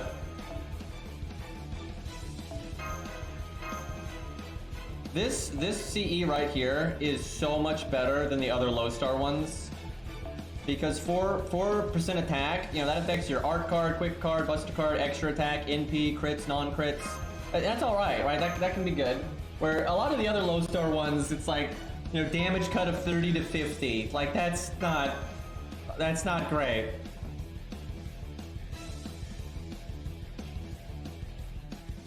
Yeah, I've seen a lot of people saying, you know, they don't like running out of AP and then having to stop in the good part of the story and stuff. Yeah, there's a lot of reasons I think they need to cut.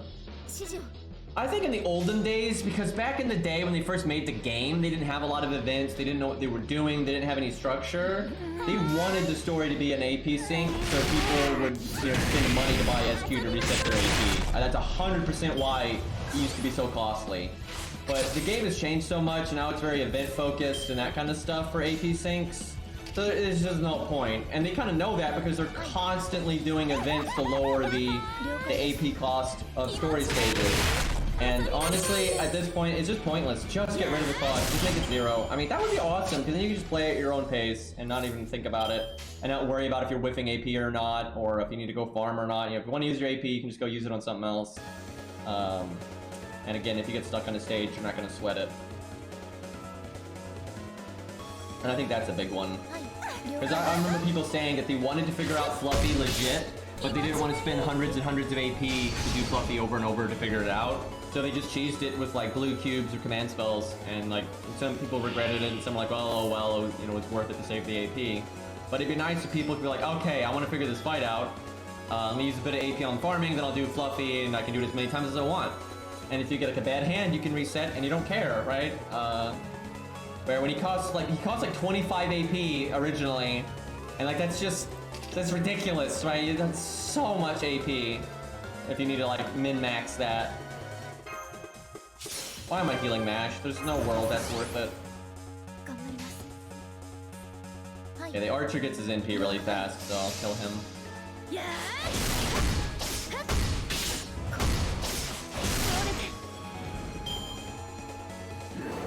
Yeah, strengthening quests and interludes probably need to be changed too. I wouldn't mind if those were 0 as well, or just like a low amount, right? Cut them in half and just keep them there forever. That's probably good enough. Honestly, what I always say though, the main issue I see with that stuff is the fact that a lot of old servants have to do a quest just to unlock their 3rd skill, where everyone else just starts with it, and you also have to get to a higher ascension stage. That just makes old units bad, and that's dumb, right? And some people, I've always said, if they removed that, some people would complain because they wanted to do those quests for the free SQ. But what you can do is just remove that quest actually unlocking their 3rd skill, give them their 3rd skill at their 3rd ascension like everyone else instead of their 4th ascension. And let people still do the quest if they want to and have it still count towards like the 10, you know, if you do 10 interludes or 10 strengthening quests, you get 10 SQ, you know, you keep all that. She got fucked up because she's got that extra HP and she's still that low. You know what, let's do the Buster Chain, just cause. How much damage the one Buster card does here. Good amount. Yeah, we're in Orleans.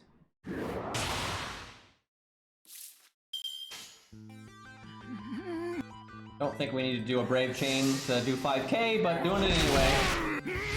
Actually, we probably did. Caligula, please. I blame the Craft Essence.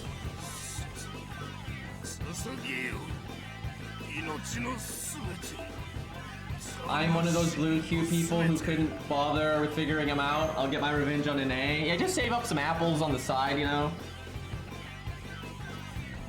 But yeah, it's annoying. That's why, though, I'm so stingy with apples when I do want to do the story. Because I need to do Fluffy multiple times to try to find a good setup and stuff to make a good video. And I gotta make sure I have the apples for it. Thankfully, I have so many apples that it's not really an issue. How many apples does this account have? Only 5. Oh boy. Thankfully, we'll get a nice chunk from this Start Dash campaign, so by the end of it, we'll actually have a good amount, I think. Okay, this might be a boss fight. Is this Martha, maybe? This is probably Martha. I don't remember if she has ads with her or not. I have no idea. I'm wondering if I can get away with Caligula. Yeah, we should probably not risk it. I'm to throw a million assassins at this. No, you know what? We can risk it. It's not that bad. Because I have an abnormal amount of assassins myself, so we can get that bonus FP. Alright, we'll use Charlotte for cleanup. We'll start with Jin K. I actually have Steno, but I'm not sure she's gonna make the cut because of team cost. I could also go level up Phantom or something. Alright, sure. Let's go level Phantom to 10. We're probably gonna need him for Lee's students anyway. Like, absolutely, we are 100% gonna need Phantom for Lee's students. Like, that's no meme. That he is absolutely one of the best picks we have for that stage.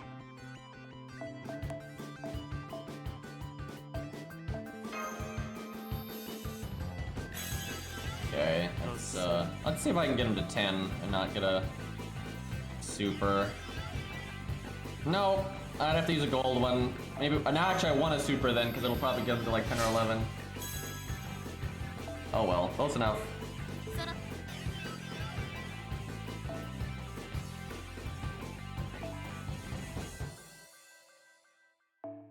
Alright, Phantom it is. Could level Jekyll as well, but I don't think I need to do that. Mash is okay. Alright. Good for team cost too. Okay, big HP at the end. Look at like a big chunky 4,000 with an evade. So powerful.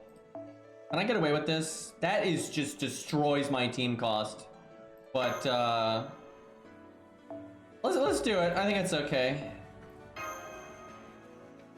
Sanson, I'm so sorry, but Phantom actually has a noticeable amount of more attack there, so...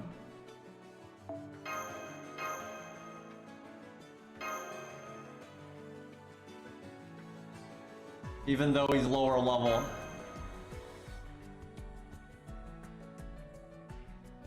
Yeah, Ziggurad's in pretty nice shape since he got buffed. He's still no Musashi or Okita. He's not even like on par with the Wonder Twins, but still good. I'm gonna throw this out and then do the quick chain. We have enough assassins on the team, I don't really care if Phantom dies. No offense.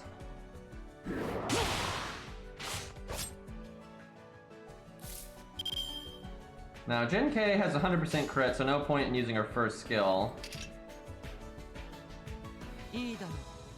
Look at this value. Alright, let's go Jin K. Nope, not enough. Damn it. Ugh, it looked so good. I love those Santa hats, man. Like, they're great. Like, I love the when on the fluffy emote. That's so good.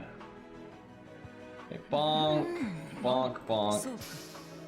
Might actually try to get Jin K's NP. I'd like Caligula to live here. Okay if he dies on the next wave, though. Yeah, that Lonely Boy's got it.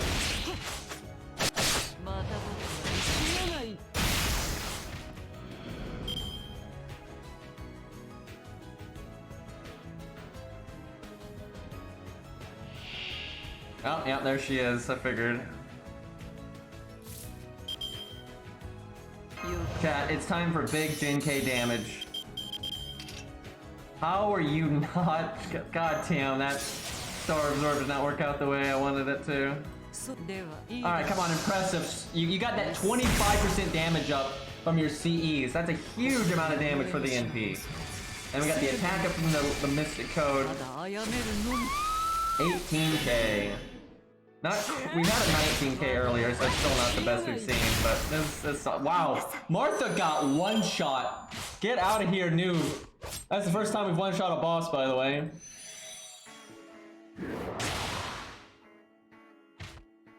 There's our boy Sanson. This went pretty smoothly, I would say.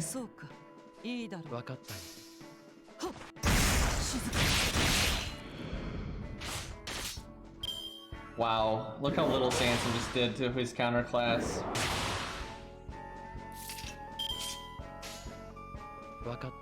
Well, Phantom lived. Unless he gets triple crit here. Oh no, he's dead. Alright, so far, this has not been so bad. Let's see, what other boss fights do we got? We got Kiyo, Liz. You fight all the... Oh, we got Lancelot and Lancelot and Sanson. Yeah, we'll see where they go with the stats. That's actually probably coming up, I suspect. I remember Lancelot not being too far into the story.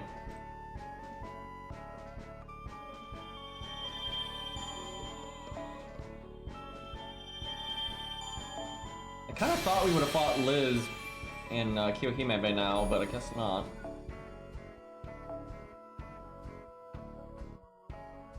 Do I bring Billy? I think so, and then we bring Gilius in the front.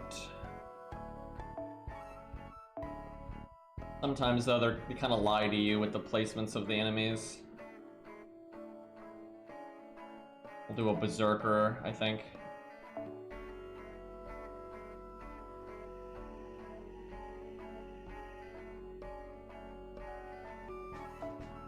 And this is some peaceful music. I dig it. Yeah, we're not giving Gilius that. That's a joke.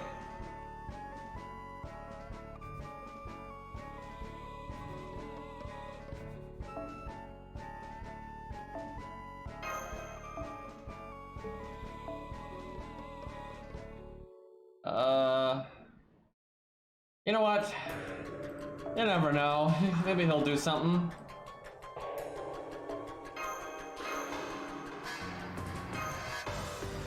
Kinda looking forward to his third skill down the road, though. Yeah, we picked Anastasia because, like, there's a lot of assassin bosses that are going to be a problem. Like, you and Horspindo, Lee in Lost Vault 3, Shimosa stuff. And there just aren't... We didn't have good options for killing assassins, so... And she's also good for farming because of the 50% battery. So me and Cairo both picked her, actually. That might be a mistake. It might have been better for one of us to pick Attila and the other one to pick Anastasia, but I don't think either one of us wanted to pick Attila, so we both just picked Anastasia, so... I saw Cairo's chat, because Cairo's chat kind of figured that the smart thing to do would be for one to pick Attila and one to pick Anastasia. So Cairo's chat was all, Cairo, quick! Pick Anastasia, so Green has to pick Attila, and you can use like Anastasia for farming and stuff. And I actually, even before I saw his chat, I kind of felt the same way when Cairo said he picked Anastasia. I was like, fuck, I was gonna pick Anastasia. Because she's good for farming and she's good for the assassin stuff. But I was like, fuck it, I'm picking Anastasia anyway. Yeah, it probably is gonna be Saber Gilius versus Rongo Bongo, so we're gonna have to try to get his... We need to have good starting NP by then, right? If we can get his NP nice and quick, and thankfully Shakespeare's allowed, so I think we can make something happen there. I'm actually really glad we allowed Shakespeare because he's not super crazy OP like Shin Gong or anything, but he's not crap, and so it's okay. Like, you need a few backbone units to actually help you, you know, set things up and, you know, function, for God's sakes.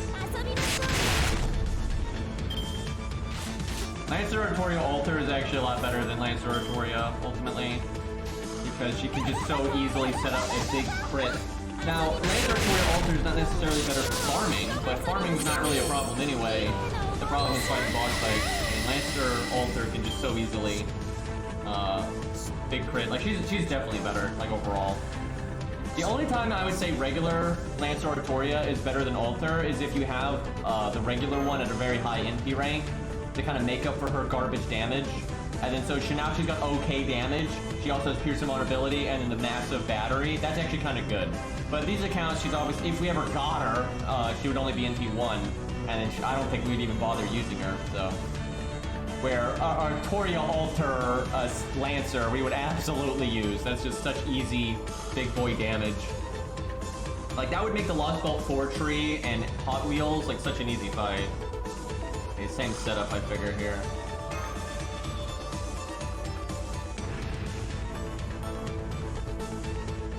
Yeah, Shakespeare doesn't really get used anymore ever since Shin Gong got added. That really...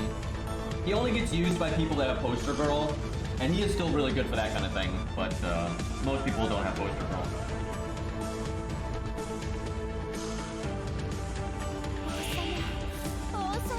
I actually wish, though, we had kind of maybe sprinkled in just one or two more, like, kind of okay units, more like just you know, mix it up a bit, especially on the support side of things, but we're gonna stick with what we got for now and see how it goes. Because having a few supports to kind of help out, because if you're gonna use something crap as a DPS, like we're gonna have to use, it'd be kind of nice if you at least had, I don't know, Hans as like a backbone unit, but that's probably a little too good, and you'd use Hans every stage, so I don't know what's gonna happen.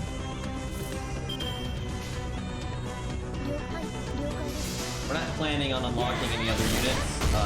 We will potentially add new units, though. If they add a new unit to the game, we're going to talk about them one at a time. Like, anytime there's a new unit added to FGO, we'll decide if we want them to be added or not. I would imagine that most of them will be no, because generally when they add new units, they're new and limited, and they try to make them pretty good, so they probably won't make the cut. But just in case, they might add a new low star at some point, or some 4-star that ends up kind of sucking, because they've done that a few times where they... Jesus Christ, these guys aren't allowed to stack poison. You tried to cast poison and no effective because they already had poison. Because that's how poison used to be way back in the day. And they changed it a really long time ago, but for some of the mobs, they didn't switch it around.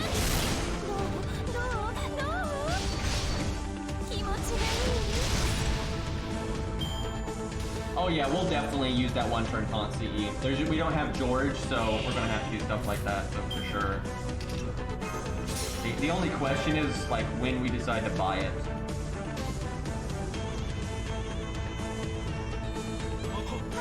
But yeah, My priorities for Rare Prisms is Anniversary, Blonde, Anti-Divinity. Those are like my 2 top things. And Melty Sweetheart actually is going to be pretty high on there, but I'll definitely get Outrage, that's the name of it. That's definitely going to happen. I just got to make sure I buy the right thing. It's kind of easy to fuck that up.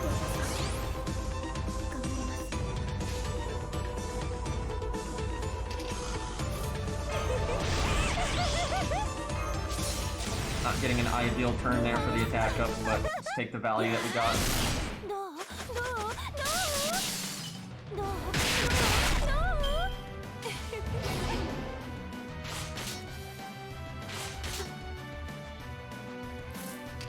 I guess we save her.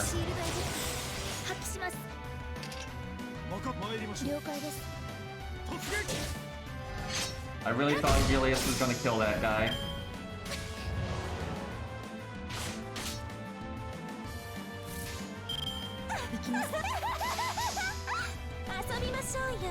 I'm not really sure what the next boss fight is. It might be Lancelot and Sanson, but I don't know. This is the background where you fight Liz and stuff. Could be that.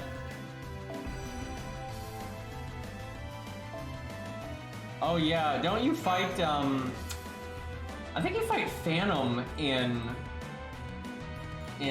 Orleans. That's so easy to forget, because he doesn't really play any role in the story. But, you know, French Opera House and all that.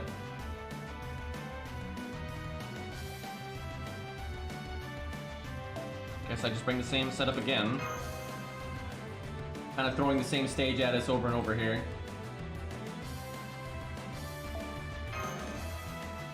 I have absolutely no idea when you fight Phantom of the Opera in Orleans, but I know that's a thing.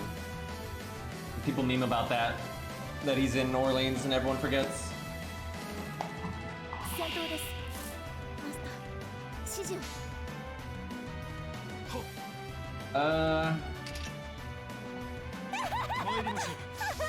Come on guys, you can do 2000. There you go.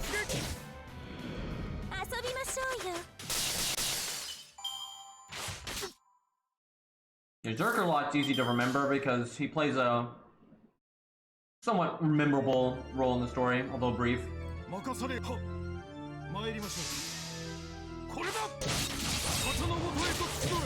I actually liked his part in the story.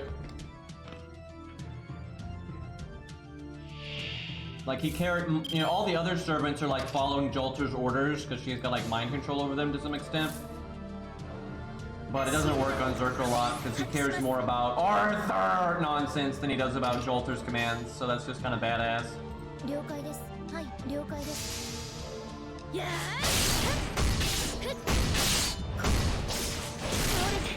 Yeah, Martha doesn't do much. She basically knows she's kind of brain controlled and she wants you to kill her because she doesn't want to side with Jolter, so she kind of... But she can't like fully resist, so she's kind of aggro, but it's kind of doing something stupid so she gets killed, kind of. That's pretty much the story with her.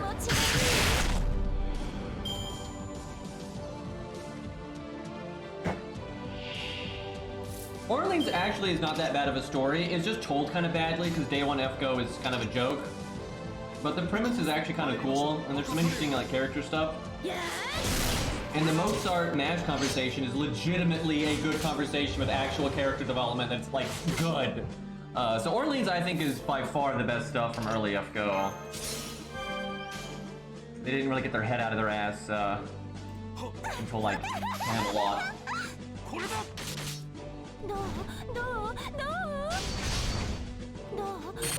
Yeah, they don't use Martha much, even though she's decently popular.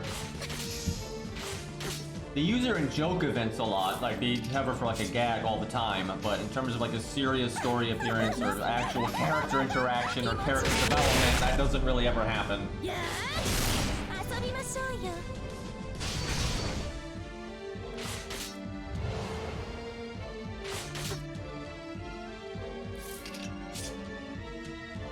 I could totally NP right now. You know what? Why the hell not?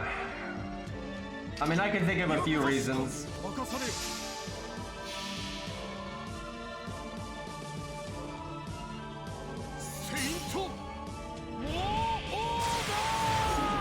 We're probably going to see that NP a lot in future.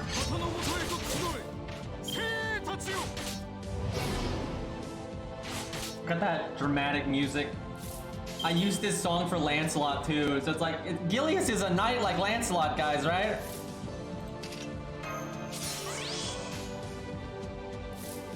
Kill one of these guys.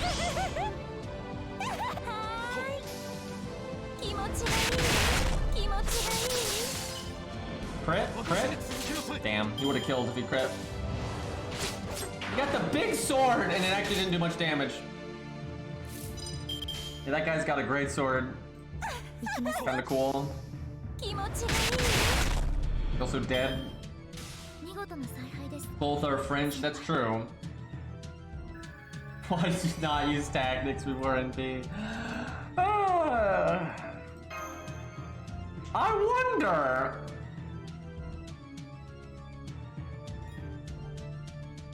All that NP damage. You gotta use Baldy, right? You gotta use Baldy with Gilius and use your NP up so Baldy does more damage, guys. That's how this works.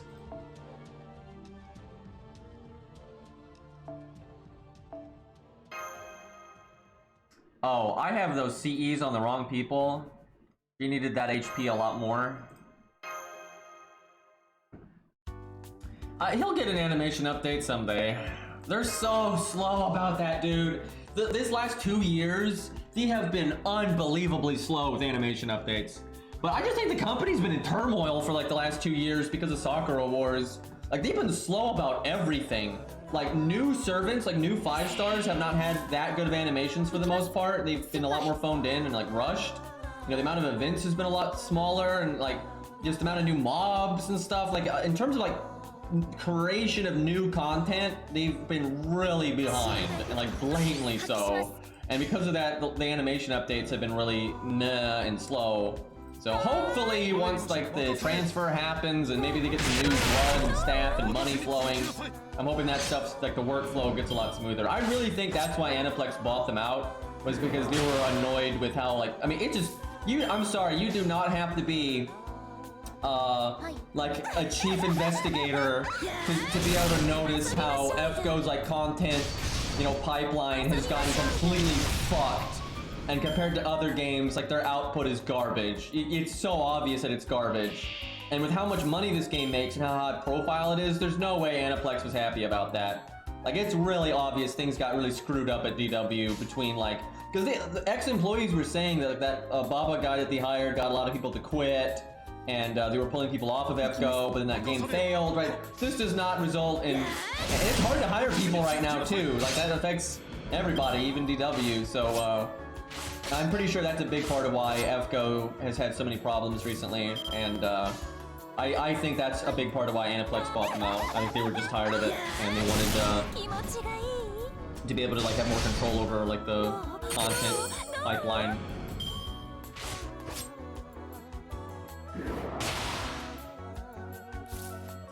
Yeah, at least the Knights of the Round updates are pretty... I'm not crazy about Tristan's. I don't hate it. It's definitely an upgrade. And I know Cairo likes it, and that's great. And again, I don't hate it. I think Tristan looks better in like all ways. But I wasn't that crazy about Tristan's, and it's pretty phoned in, where they basically didn't animate him ever. He stays almost completely still, and he just paper mache his arms up and down, and then random particle effects. Now, I get it. He's an archer, so you can get away with that a lot easier than you can with other units, and it's more okay. But it's not my favorite. It is definitely not my favorite. But yeah, Lancelot's was pretty good. Although they actually reused like some of George's animations in Lancelot's animation update. It still looks fine, so it's not too bad. But I didn't even notice it for a little while, but eventually I did notice. I was like, wait a minute. These are literally reused George animations.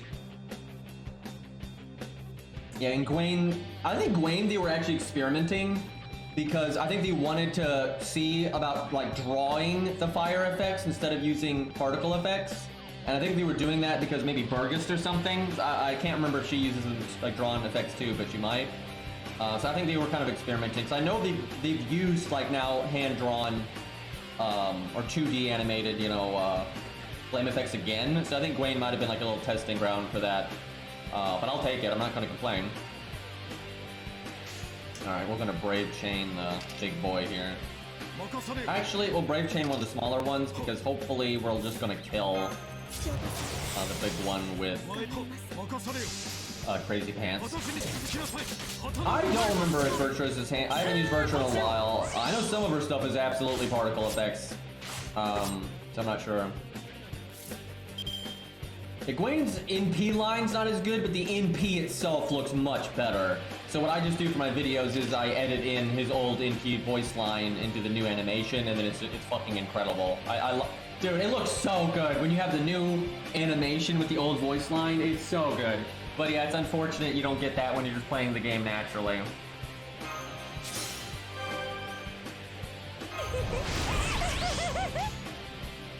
But they've done that several times where they added new voice lines and they're not as good.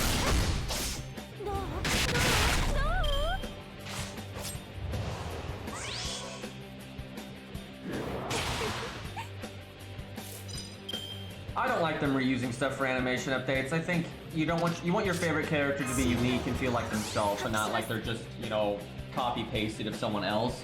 It's occasionally okay when there's like extreme overlap or like it's something that doesn't really matter, but for the most part, because like for example, let's say they give an animation update to Saber Gilius, he is never getting another animation update ever again. He's not popular enough, so that's what you're stuck with forever. So you want it to be good for Saber Gilius fans because that's it, right? And if it's just a bunch of copy pasted stuff from other units, I mean, that's lame. It's like if that's your, you know, your one favorite unit, and then it gets such bad treatment like that when everyone else gets their own unique animations. I mean, that sucks, right? Like, imagine being a Saber Gilius fan. Stop. No, yeah, just kidding. Anyway, imagine being a Saber Gilius fan, and you get like copy pasted animations, and then you look at Caligula, and then, you know, Caligula fans are over there having a party, doing, you know, blob dance, and, you know, like, oh, look how cool this guy is, it's all great, and then you're looking here at Saber Gilius, you know, and it's not great. Yeah, Boudica fans. Boudica's animation update sucks. You know, she's all paper mache. They like never reanimated her. She's crazy stiff. Her fucking extra attack, she does that like cardboard flip. It just looks terrible, right? Like that's not a good feeling. Caligula fans, indeed. Yeah, they got a good thing going over there with their animation up there. You were not wrong.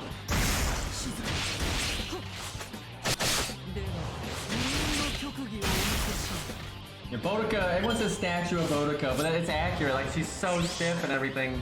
And she's just like paper mache.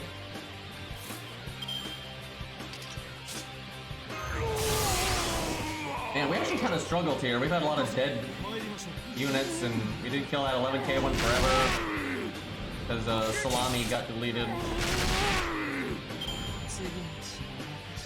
I'm abusing multiple support lists to reuse the good CEs? What do you mean? What? Like, you're not supposed to summon other people, so I have no idea what you're talking about right now.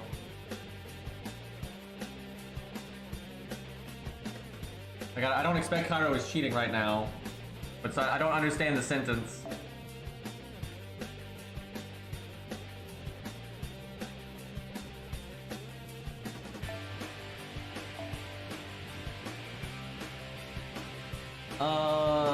Let's see, what note are we on right now?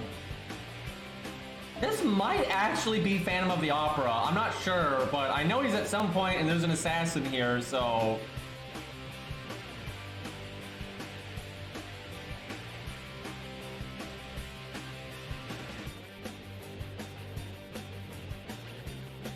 Oh, I see what you're saying. You're using the 3 support list thing to clone the CE, right? For like, so I have access to more stuff. I get what you're saying now. I thought you were saying it like the reverse of that. And I'm like, what?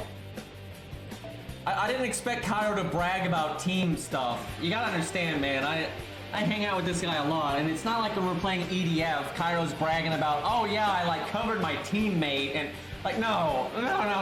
That's not what's happening here.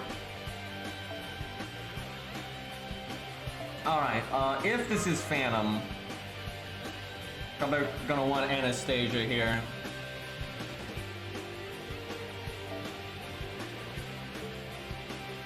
Is Cairo still streaming?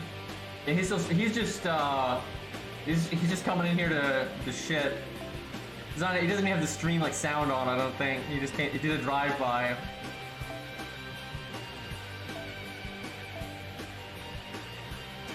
Caligula's quite bad here, most likely. But, let's see. There's a lot of sabers. We actually might need Billy instead. Yeah, we should probably bring Billy just in case. There are Lancers, though. This is kind of awkward.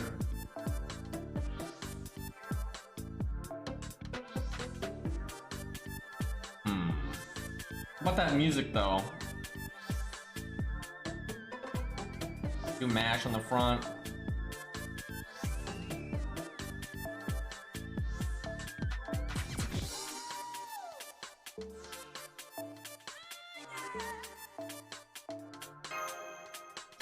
We're over team costs because of Anastasia. Oh no. Okay, hold on. Could cut this. Anastasia, why do you cost so much? Honestly, at this point, we might be better off using Hohenheim. Like right now, she does not that different, so... Man, Phantom's actually kind of scary because he has an AoE NP, and survivability is not a very common thing right now.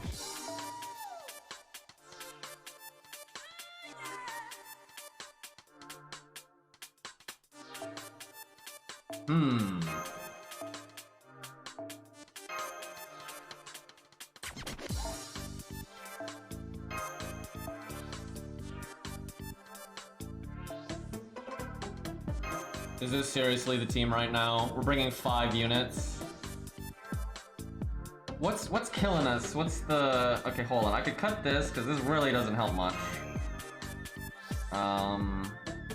It's this. Let me see.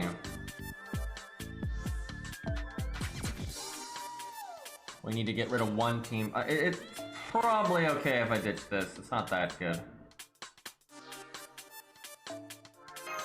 An extra unit is probably better than that.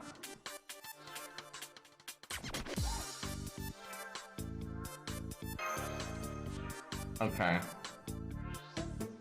Watch this not even be a boss fight. I don't know. I think most of the chapters, the final arrow is a boss. Cause yeah, there he is. Okay. Because we still have Phantom, we got Lancelot and Sanson, and then we've got Liz and Kiyo, and then you fight Vlad again, you fight Carmilla again, you fight Sanson again. We got Dragon Fuck. So there's a lot of bosses. So I think a lot of these chapters are gonna have a boss. Okay, this is not bad. Not a good opening hand though.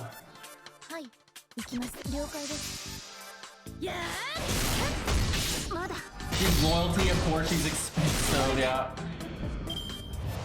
Anastasia's not some cheap whore.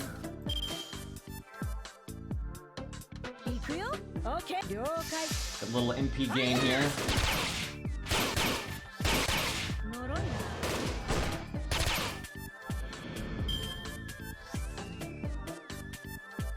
Oh my god, that is funny. We have 3 support lists, so we're gonna be able to slot like every unit we have, because there's not that many units. The music knows. Okay, 2 Lancers, not a fan of that. Come on, Billy, take it out. There you go. Got your NP. Billy, don't die. Dodge the spears.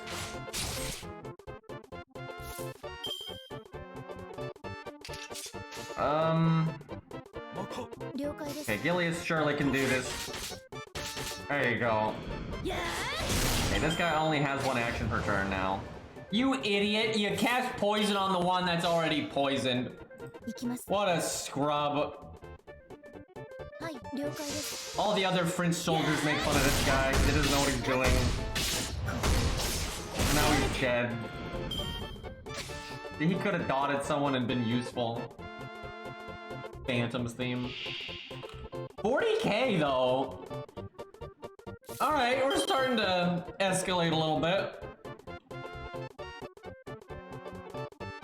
I actually think I blast Phantom and not the Sabers. Oh man, tactics, let's go. Do I give Billy the attack up? I think we save it for Gilly. I don't know though, he's got a Brave Chain. he's not counterclassing, and he's in P1. I mean, everyone's in P1. What am I saying here? You know what? I'll give it to him. We know it's not, none of it's gonna go to waste. It's hitting 3 attacks and an extra, and it scales a bit with tactics. Cut him some slack. That's a zombie. You know, even in life, he didn't know how to use fucking poison. 8K. I mean, in total, we almost halfway killed the boss, so that's alright.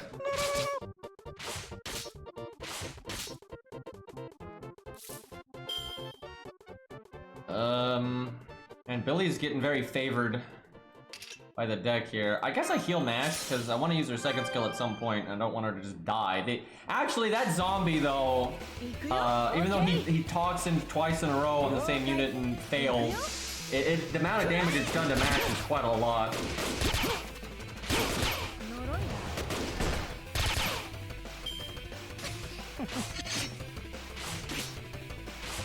Re-downloaded Dark Souls 3 to maybe fight Green, we'll see. Yeah, at some point we really should do some a little Fight Club stuff or something.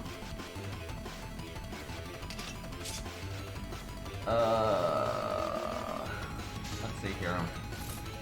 I haven't decided. I'll either stream Dark Souls 3 later today or EDF 5. I don't know. At some point I gotta stream EDF 5 though. I really do want to show that game off. I love it to death.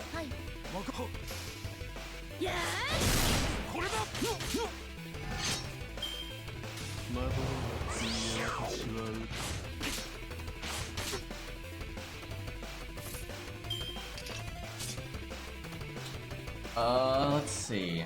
Okay, who do I save? I guess I save Billy. Do I save Billy? Yeah, and we can art chain with him. Somehow Billy's getting some work done. Okay, boom, boom, boom. Man, Phantom's about to get some kills, though. Wonder how much damage he's gonna do here. We're gonna get Christina on. What got Cairo? How far in is he? Because if he wipes, I know that's kind of when the game's getting harder. Because I know Orleans is gonna get harder than Fuyuki, like 100%. Zerkalot Sanson. I can see that because Zerkalot's AoE, then you have Sanson there as well. I can see that. That could be nasty.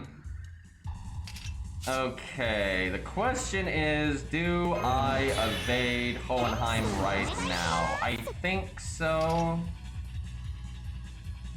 Although I could, man, Billy is so close to getting. I'll do this because Billy might be able to phase tank it.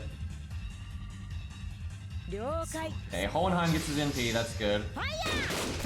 I don't know, maybe I should have started attacking those sabers though, because Billy could die any second, and we have nothing left to deal with sabers. That's not what I wanted to see. I think Billy needs to NP one of these guys. If Billy NPs Phantom though, Phantom's dead. Okay, we'll do that. And then we'll do Billy's card and hopefully hit the other one. Because we'll at least do some damage to them with Hohenheim. And not a lot, but it'll do something. Because Hohenheim's NP should kill Phantom here. Also, thanks Phantom for doing the defense down. It's great. Yeah, one day, Zon, as soon as you get a better computer, we will definitely have to play. What? Hohenheim! Buddy, you're counterclassing, and he had double defense down. You couldn't, you couldn't do a little bit more damage than that. And now we have no Hohenheim cards. What are we doing here? Charlotte gotta bail us out here. Charlotte, please. Charlotte, come on, girl. Work with me. God damn it. Well, at least he didn't hit Billy. If he had hit Billy there, I think we would have been totally fucked. Because he would have killed him for sure. Oh no. Don't worry guys, we still have Geronimo. We've got to get some value. Oh, thank God. Oh, Billy, thank you. You got the crit. That helped so much. Like, that would have taken Geronimo 7 years to do that damage we just saw Billy do. Like, that would have taken a while. Okay, I think that we're good now. And thankfully Billy hasn't actually died yet. But yeah, if Billy had died sooner because Phantom could have attacked them, we would have been in real trouble. There goes Hohenheim.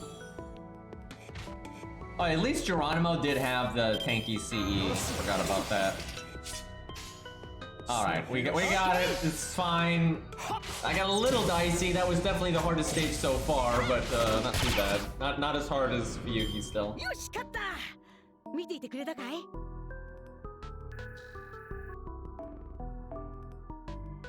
Dude, I have like this like cushion thing that goes with my chair, and it's like awful. It's making my back feel worse. I'm just gonna get like a regular pillow or something. Jesus, 1 second.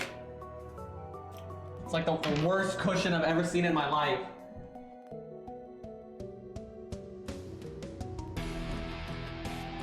There we go, this is better.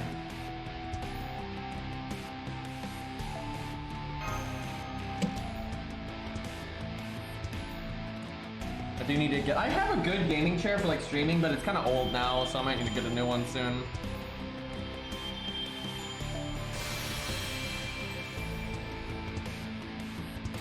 We're only on chapter 8.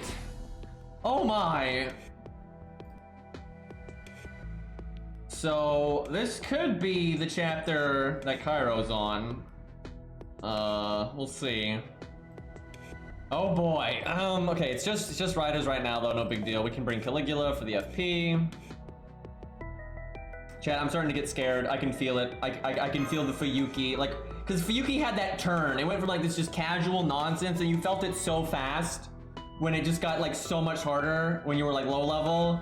I feel it coming. We're about to go into the danger zone again. Dude, it's so weird being in early stories and like you can actually get foobarred like really bad. Can I just have Leonidas or something? Oh shit, alright, let's just throw all our assassins at it here and that should be no problem.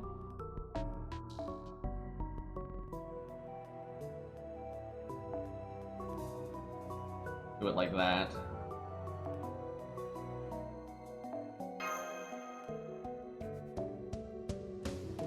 At least Charlotte has good early game stats, it falls off.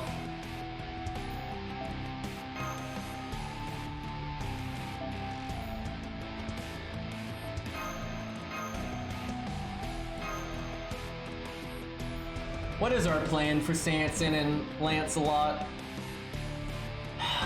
I'm not sure what their health is.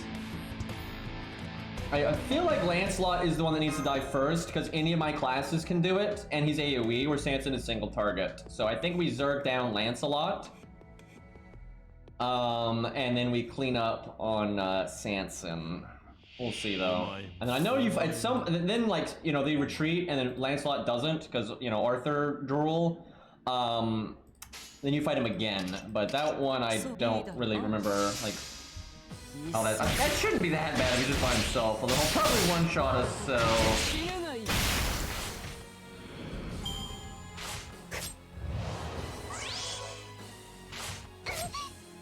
Is that like that one game where, it was like Tuscan Tyrell played it, I think it's like, kind of like a card game, board game thing. With like challenges and stuff. I don't know how to describe it, but I think I know what you're talking about. I have not played it, but I've heard Cairo and Tusk talk about it to each other for a good bit. Sounded kind of interesting.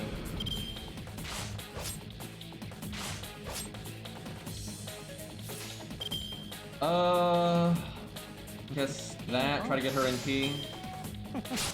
Someday someone's gonna read the stream title. Actually, a lot of people have been reading the stream title, I've noticed actually. I've seen people that have never talked in chat before, and they do the command to see what's going on. So they actually read, so... It's nice. Alright, 100% crit chance there. I'll do the first skill though. I should have done this earlier. Alright, let's see where the crit spread goes. Let's go boom, boom, boom. Damn, Shinkai didn't kill that one.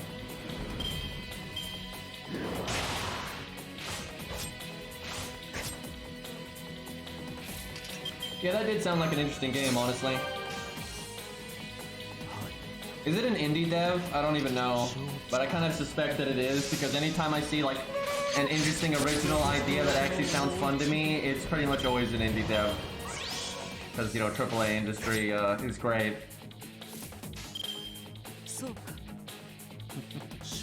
It is indie? Yeah, I figured.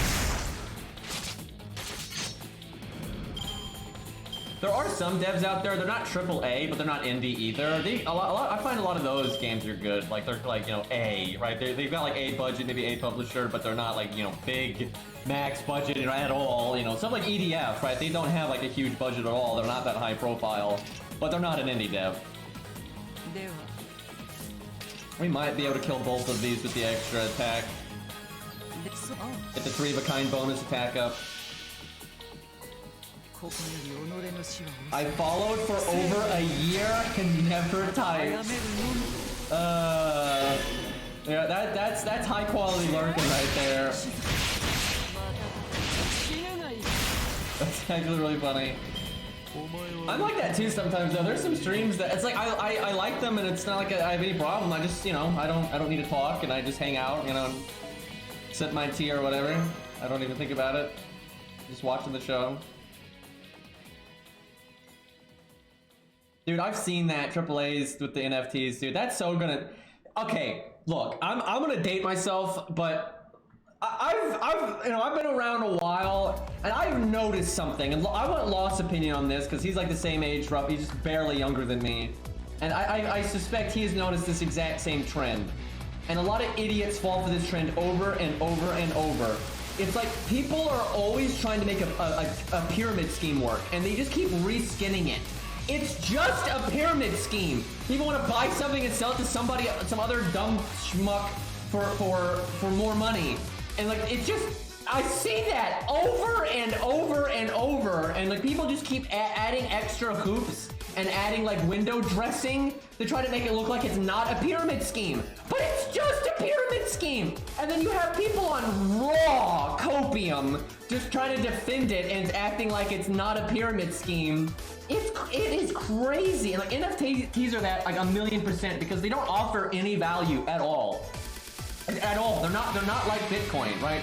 You know, even Bitcoin's a little suspect, but that actually can offer some degree of like raw value, and you know, you're basically cutting banks out and stuff like that. NFTs aren't like that at all, right? The only people buying NFTs are buying it because they hope it blows up and then they can resell it for more. That's it. That is it. And so all those people running around trying to say it's the future and you should buy it and blah, blah, blah, blah, they're just saying that because they want more people to buy it. So if they sell it, it sells for more than they bought it for, and they can get out before people realize, right? And never mind NFT, that's true for so many things. People just keep reinventing pyramid schemes, and then people keep falling for it, and then a bunch of people are on copium defending it, and I'm over here just, I'm like, I've seen this before. Like, I have seen this before. I've seen it over, it's just over and over, and it's never gonna stop. It's never gonna stop because people are stupid, and, you know, there's always scam artists out there looking to take advantage of people, and there's people out there that are just so dumb, and they're so easy to take advantage of, and they don't even realize it. Like, they don't realize they're the sucker. It's crazy. Alright. That's enough, rage about pyramid schemes. What do we do here?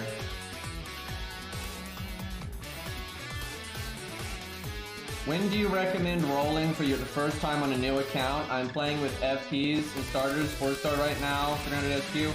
It kind of depends on what you want to do, right? Honestly, it's a fun challenge to play through the beginning of the game for a good while with just FP summon stuff, right? Like that can be fun. I normally, though, pretty early in an account's life, like right after I beat Fuyuki, I'll normally do a roll or two because I want to just grab a couple of craft essences, maybe a couple of 3 stars or even 4 stars to kind of just give me a base to work with. That's normally what I'll do. And then I'll normally hold off again until I beat Lost Belt 4. Because when you beat Lost Belt 4, you unlock Asclepius in Story Summon, and he is so worth getting. And then once you, like, if you got like a chunk of SQ saved up, like a big chunk, you do a big roll in Story, you get Asclepius, then you like never roll Story ever again, right? Especially if you get like Bedivere and Asclepius that one time you roll Story, then you never roll Story ever again, and you just save up for raid ups that you care about. That's what I do all the time on my accounts, and I really like it, right? So yeah, I normally roll a little bit at the beginning, you just get a base, and then I save up like crazy until I beat Lancelot 4, then I roll story like nuts, and people think that's dumb. I don't think it's dumb at all, because the split piece is good, Bedivere is good, a lot of the basic craft essences you can get out of story that you probably won't get out of a raid up, because of those rated up craft essences instead. I think it's worth it, and that gives you a really good stuff, and you get the story locks out of the way, and then you can just from that point on save your SP for whatever waifu or husbando you want. So that's what I do, but yeah, it kind of depends on you as an individual, because different people have different priorities about gameplay and waifu and story locks and challenging content. Like they might just use blue cubes and command spells for challenging content, so they don't even need Asclepius, right? It really is up to you as an individual. So I always say, if people want advice from me, just, you know, give me some information about, like, you know, what you want out of the game, and I can normally give you more help that way. All right, we'll bring Gilius because there are Lancers here again. I guess Smash is okay. Okay, we'll do Mash, and then we'll have, when Caligula dies, another Berserker, and then I'm assuming the Riders are in the back, and if they're not, we're screwed, but, oh well. Maybe we do a generic cleanup unit here. What would be a generic cleanup unit here? What's my best thing at neutral, but it can't be a Lancer. We don't have one of those. Like, we don't have one of those. I guess just another assassin, because if they are riders, you're good, and if they're not riders, Jinkei's like good enough at neutral. Account for fun. I play it when I don't want to spin apples on main, suppress time, so it kind of lacks a goal. Well, it still kind of comes down to if you want to do like the challenging content legit, or if you're going to cheese it or whatnot. But yeah, if it was me, I would maybe roll once or twice right now, grab a few, you know, craft essences and whatnot, and then just save up until you beat Lancelot 4, and then roll story until you get like Asclepius and Bedivere a couple of times. And yeah, then just you know, look for whatever raid up. You're like, oh hey, that character looks cool, I want to use them. But yeah, I don't know, you know, so if you're like really big into the waifus or something, and you're like, I really like getting random new units, then maybe you just save up for those now, right? It's not like you have to have Asclepius, but he is a big help.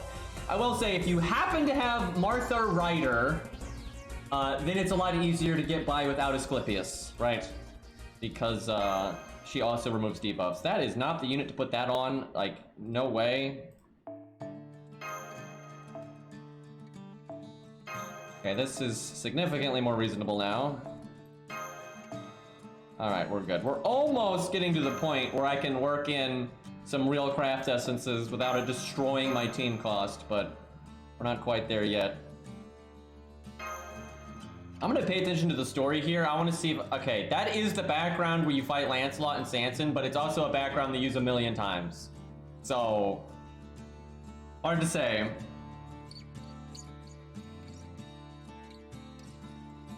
Yeah, I really get behind rolling story some on new accounts, because there's just a lot of... You're way more likely to get Cainith CD... God. I almost said it just because I want to act, you know, people may not know what CD is. The craft essence with Cainith on it, you know, you're more likely to get Cainith, not Canis. None of that chat, chat trying to lead you astray. We're not talking about Canis, the horse-eared lady. We're talking about Cainith. Fate Zero, thank you. Anyway, yeah, you're more likely to get Cainith, you know, or K-Scope, stuff like that from story than you are like a raid up. Alright, let's just go bang, bang, bang.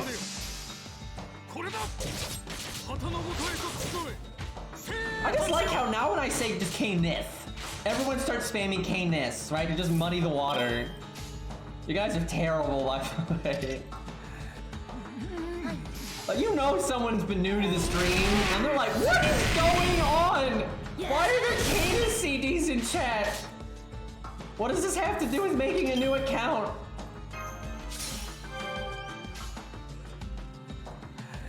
Look at all this Caligula stuff, though.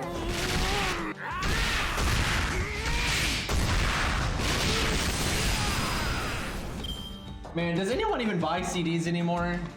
I got the Armored Core 4 Answer soundtrack on CD from way back in the day. But you can rip the files from it, though, so it's actually still pretty useful if you need digital stuff.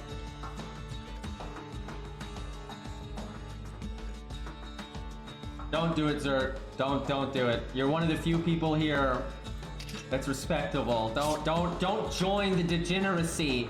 Don't be tempted by the goop. It'll turn you into a moron. Don't do it. Yeah, I figure most people these days don't like it's so ancient at this point. CDs.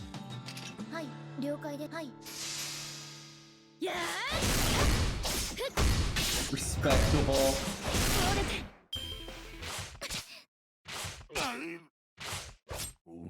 Why are people sad when they have readable names now?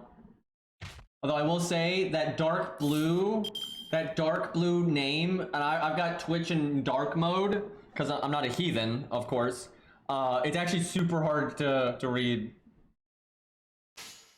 I'm pretty sure that's why Cairo actually puts it in light mode, is because some of the name colors are easier to see with the white background. But I find like if people pick the teal, like the super like teal color, I find that pretty hard to read with light mode. Also, light mode will just blind you, so. People really do exaggerate about light mode, but it's kind of fun. It's just one of those things, you know, people just like to meme on it. It's kind of like Dex builds in Dark Souls. No one actually cares if you're a Dex build, but it is such a thing to be like, oh, you use a Dex build Dan's game, right? Like that's such a thing in Dark Souls, but no one cares, right? There's nothing actually scrubby or wrong with using a Dex build in Dark Souls. It's just a thing that kind of caught on. And it's the same thing for light mode, really, because light mode is not really that blinding. I wonder if I should have mixed in those art cards, but I just seem to die. Thank you for that damage though, man. I'll take that.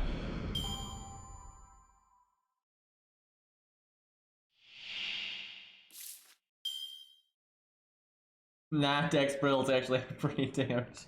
There are some Dex setups though that are really brainless, but there's brainless setups for, you know, any type in those games. Like there's strength builds that are super brainless. I think one thing that actually gave Dex builds a bad name, and this is kind of deserved, is normally what happens with Dex builds is when they're brainless, they're actually meta. Like brainless Dex builds are meta, where brainless strength builds are normally bad. Like they might be good in like ganking, you like mash R1 with an ultra, but that's not actually good, right? And I think that's kind of where it came from in like Dark Souls 1. And obviously you had the Legend video that really popularized it. Was the only Afro video for the Legend. That's a huge source of it. All right, we got a Brave Chain. Time to murder.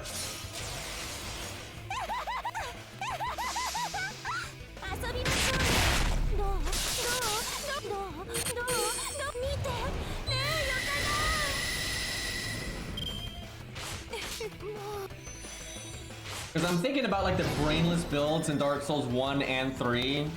Like really brainless, but that are also good, and they're the Dex ones, right? I can think of Dex builds that are skillful and fine and like, you know, honest mid-tiers and stuff. And I can think of strength builds, the same thing. But when I think of the brainless stuff for strength, it's actually like kind of bad. And I think of the brainless stuff for Dex, I'm like, you know, that's actually pretty high tier. Like fucking, like high Dex builds, like, you know, you do the whole sharp thing, you're like Pontiff, Knight, Greatsword, Murky, all that crap.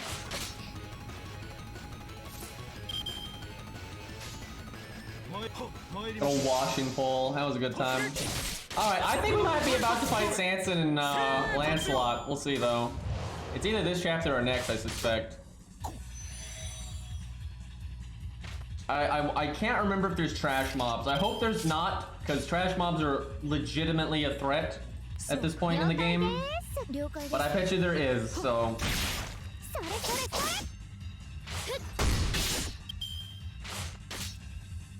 I love Ouroboros though, because Ouroboros has no delusions of, oh my god, I'm so elite, best gamer ever, right? It's like a meme. He just plays the games, tries to make strong builds to shit on gankers, and just enjoys the game. Like, I think he's playing that game exactly how he's supposed to. Like, he's not the kind of person that, you know, actually has like some giant ego and thinks he's the best. He does not, like, at all. He's actually my favorite streamer. I absolutely love watching that man. Yeah, and Peeve's great too. I remember watching Peeve when like streaming started. Like when streaming was brand new and it was like just in TV and stuff, I was watching Peeve. Like that guy's really chill. It's been kind of fun actually watching that guy stream over the years, and kind of like develop and stuff. Cause he hates backseating. He probably hates it more than I do, and he used to get really annoyed at it. But now he just like acts really chill about it to try to shut it down. It's just kind of funny I've seen that like develop over time. I think this is Sanson and Lancelot because the last node would be regular Lancelot, because I remember that. I remember like you fight regular Lancelot. It's either that or it's just BS, right? But I don't know what the assassins would be, so okay. If it is that, that means you fight dragons first, I assume. That would be the riders. That sucks. I don't like this at all. Oh, I don't like this at all. What do we go with? Okay, Anastasia's all right. Potentially, because Sanson needs to go. Oh, this is bad though. I don't care for this. So we need a assassin at the start to deal with the riders. I wonder how many there are, and I wonder how tanky they are. We might even need 2. I wonder if I could get Jinkei's NP and smack Lancelot with it. That would be good. That would be really good if I could get...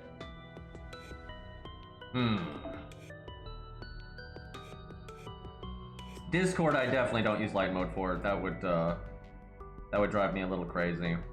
So our goal is kill Lancelot first, clean up on Sanson. That is definitely what we want.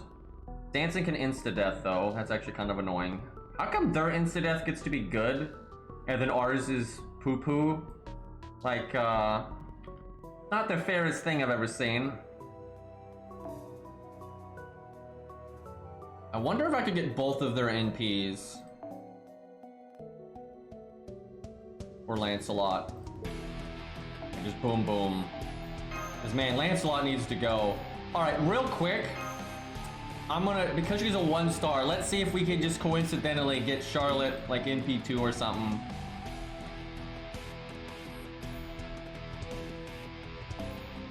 Work with me, game. Hey, Red.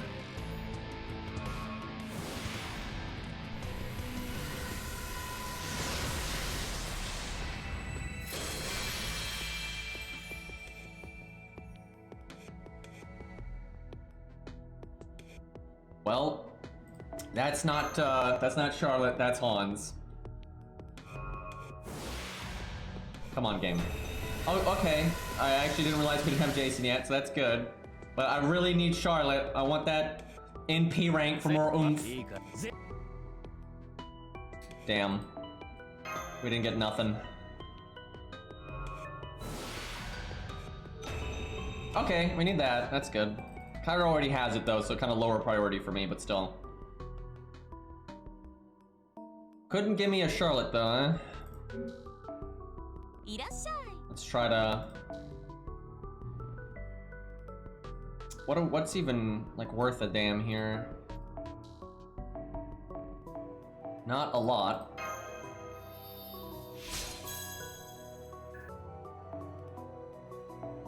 Can't believe I even bothered with that thing, but this could be good down the road, actually. It's not good right now because of team cost, but...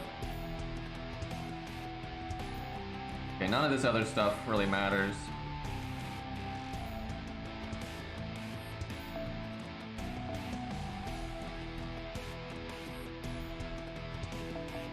Man, if Jinkei could NP with this thing equipped, that would be so good, but I'm not sure we'd have the gain rate for that.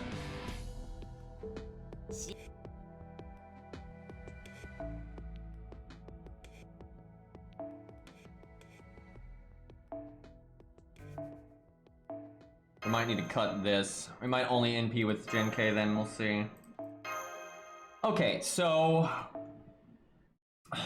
Sanson... Oh boy.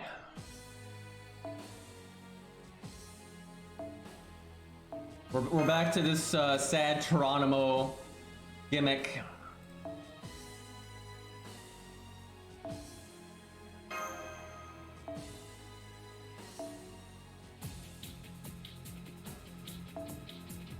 Kind of want one more straightforward unit that would be good for... Okay, that's alright.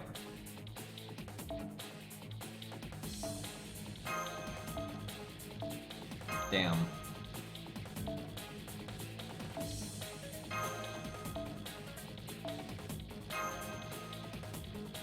I could do this. No, we'll do it like that. I don't know about this. I don't know if she'll get her NP if I do this, but if she does, it'll hit really, really hard.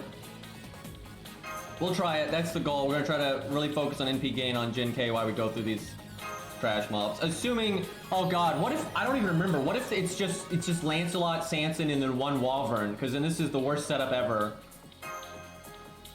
Oh boy. That would, I don't think that's the case, but that would be really bad.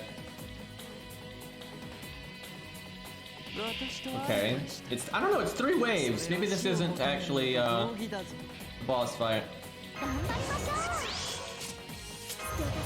I'm actually going to use this on turn 1 because it's long-term survival and Jin K battery.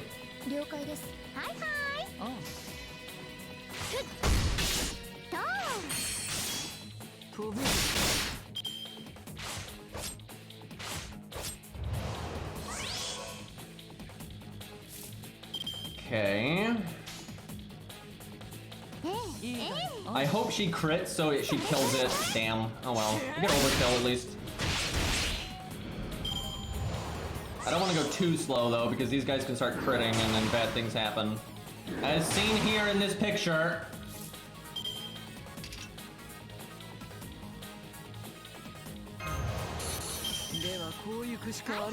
Okay, come on. Kill this one. It's got the crit buff.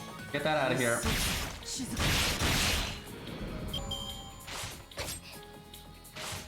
I think I can start going faster because we got our NP now. Well, I mean, if Jin K lives, she can definitely do a lot of damage coming up. I guess we could try to get Charlotte's NP, but we kind of already messed that up.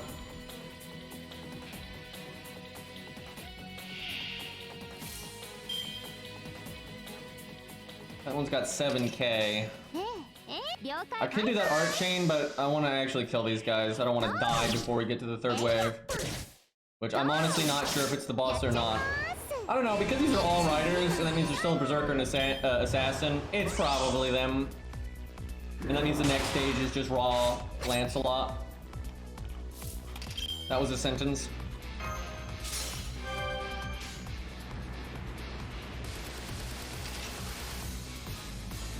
We might, you know what?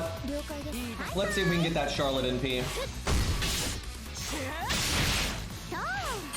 The fact that all of these mobs are Wyverns definitely makes me think it's a boss fight. If they were mixing up the classes, we'd see different stuff like mixed in this whole time. Okay, this one has got the crit buff, but this will waste less damage. Although, you know what? I could do like art, and probably hit them both. And we definitely get our NP. Yeah, that was the play. Too bad we're all NP1 and our NPs do no damage, but...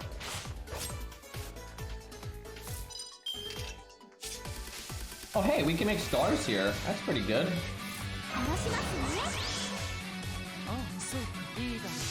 Assassin lady's doing pretty good right now.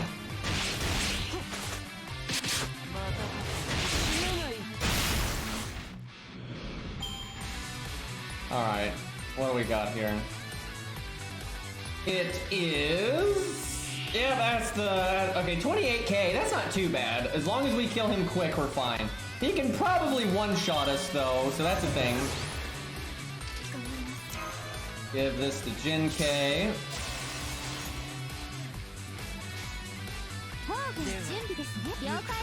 Alright, come on, stab him with the knives.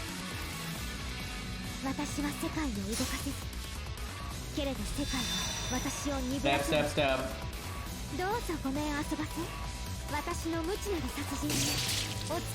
French violence. 6,000? What do you mean? 6,000? Oh boy. Jin K, we need like, I don't know, 13k or something here. Please. Oh, 20. Oh, that a girl. Oh, sweet Jesus. That's what I'm talking about. All right, Jinkei basically just killed herself though. Look at, whoa, okay, Sanson, calm down. Look how much damage Jinkei did to herself there though. That's ridiculous. All right, well, I think we're good. Lancelot kind of got deleted there. Feels good. Jinkei got the stuff. Sanson gets his in. I mean, Sanson's going to kill people, right? There will be casualties, but I think we can handle it. I'm gonna cast this now because I'm hoping no one dies, and then one of them dies to the NP. I don't want one of them to die now. A caster shows up, and then the caster gets NP'd by Sanson, right? And then I could evade them, but then they get instant death, right? That's a bad fucking timeline. So we're gonna avoid that. The 1k damage at this level is actually a lot. Sanson, what are you doing, buddy? I will say he's actually almost entirely canceled out the damage that we've done to him since he's healed so much.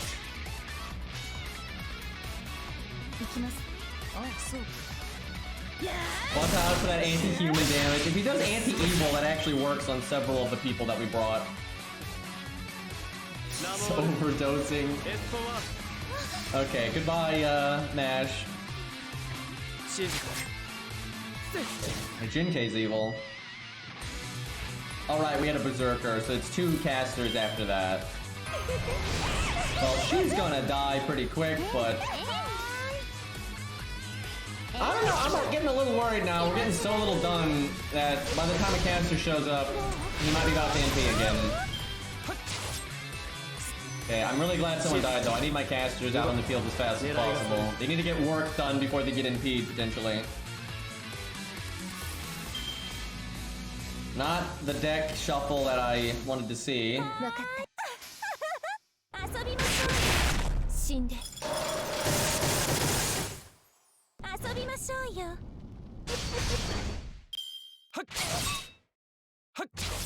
that doesn't do much. Dude, the heal spam. I wonder how much health we've had to actually deal with.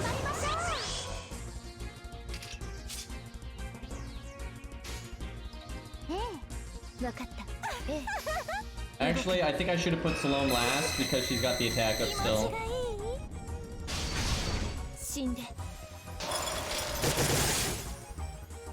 Well, alright though. Geronimo can clean up if Anastasia gets deleted.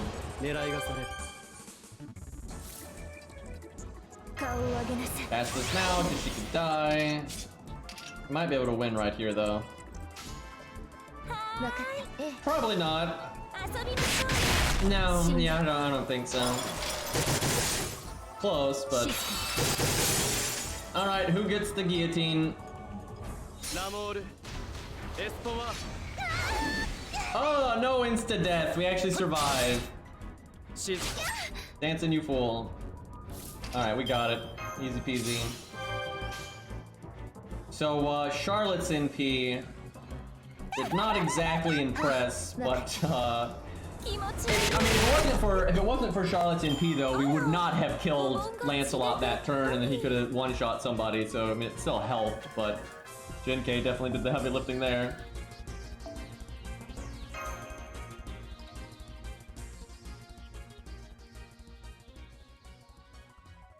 Alright, now it's just straight up Lancelot. Now, we need to kill him before he ever NPs. We can't really deal with a Berserker AoE NP. That's gonna kill everyone. Let's see, what is the plan? What's Cairo's best? This guy. I see what he's doing there. Anyway, let's see, what's his best unit for fighting a Berserker? Probably Billy, honestly.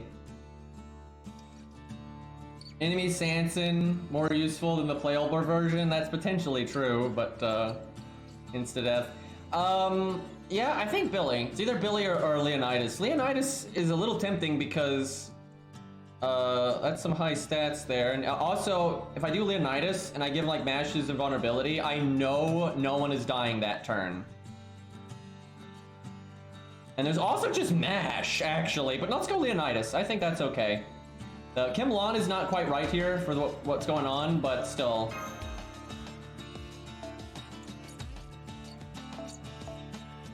Maybe Jin K and then rush the NP with that.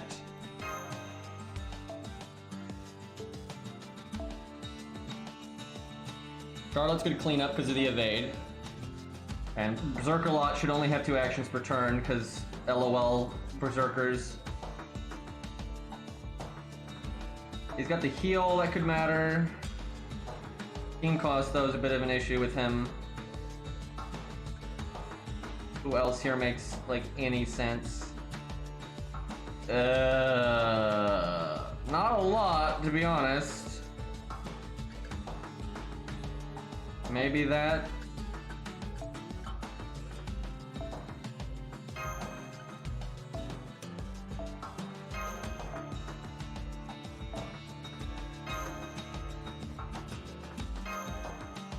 Okay.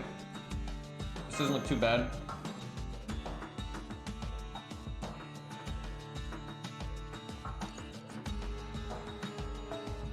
Man, when the heck do you fight Liz? I wonder if that's next, like the next chapter. Liz and Kyohime.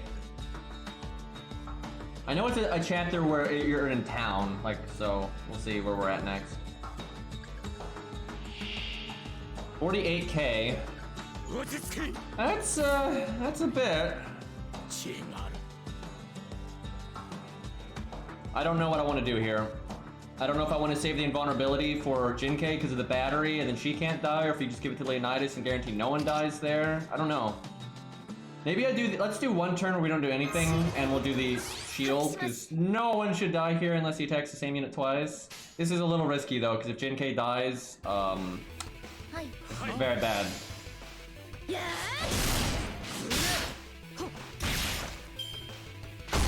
Oh no.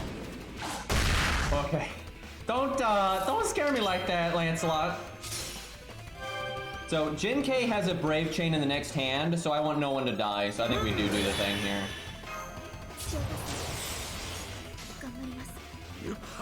I thought about doing Jinkei's quick card for NP gain, but Leonidas actually drops a bomb there, so.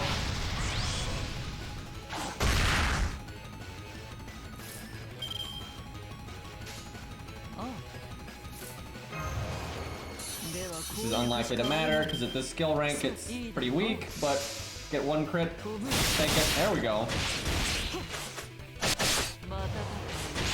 I might even evade her next turn if she lives here. Oh no.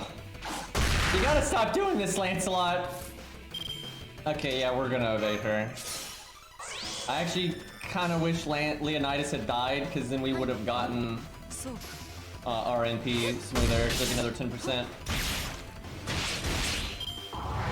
Oh no, I think Jinkei's gonna die and never get her NP. Leonidas, if you had just died, we would have gotten her. Okay, just don't hit her. Just don't hit the assassin, right? She's got a great track record for killing her targets, guys. Didn't you see Lost Belt 3? Well, lore accurate. Dropping the ball, and now everyone dies to the NP.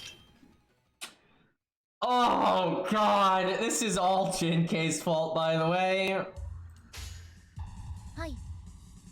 Charlotte's gonna have to clean up, by the way. So I shouldn't have used the evade. That's the thing. I should have, like right there, I could have evaded Romulus. And that would have been pretty good because he's got the attack up from Craft Essence, but now it's just going to complete waste because he didn't get any cards. Oh man, I actually wish I didn't put what's her face on the team. If it was just Charlotte, I'd have more faith in this working.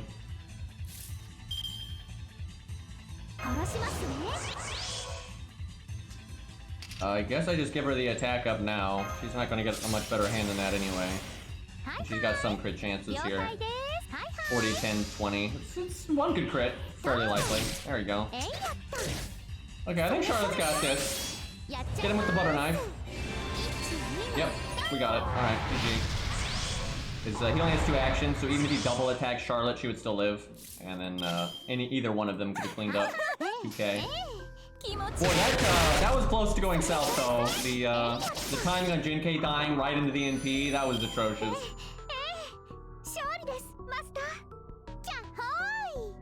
Yeah, Charlotte's been doing well for us because like that evade at the out of the gate, it's quite nice actually. Okay, I'm just gonna guess that Liz and Kiyohime are next, but we can probably tell by the chapter icon here if it's the city or not.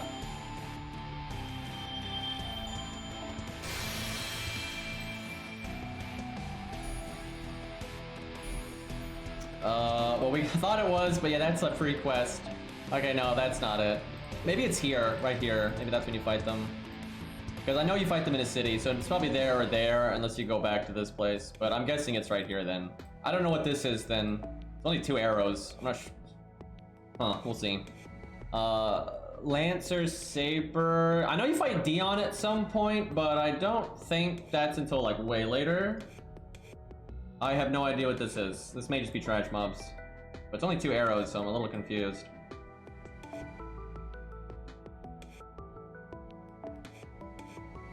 Okay, hold on. Let's delete.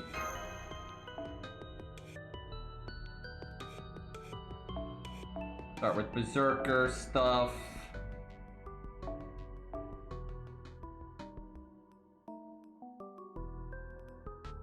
We just have so little raw value when you are at neutral. Honestly, Charlotte is kind of good.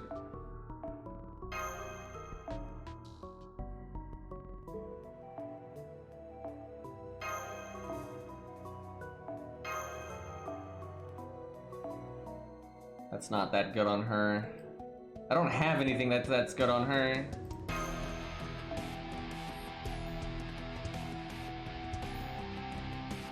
Level that Jason.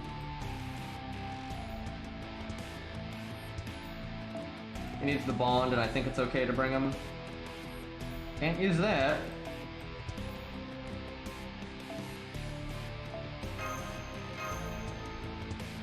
I'll be so glad when we get some of the more fundamental, like 3-star craft essences, but more useful than this crap. Charlotte got the homeland boost. She actually would if it was lore accurate.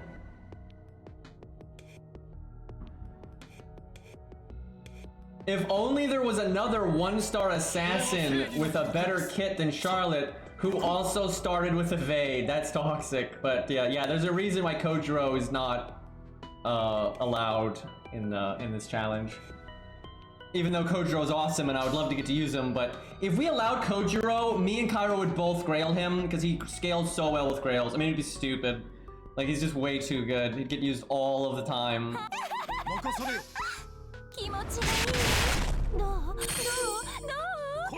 Okay, he's dead.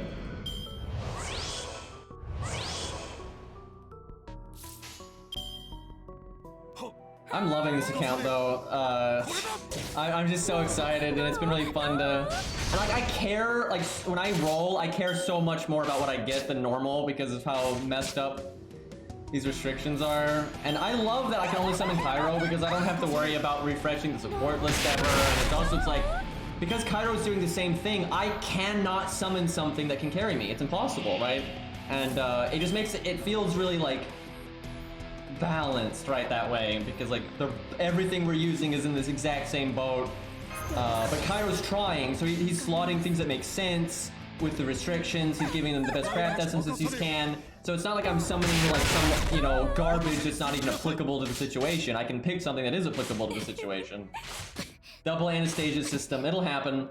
When we fight assassins, it'll happen.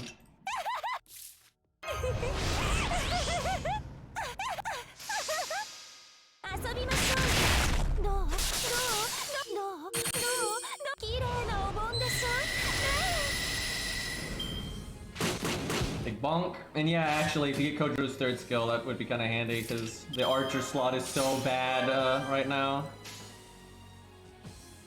Once Billy gets rolling, though, Billy and William Tell will cover most of our needs, I think.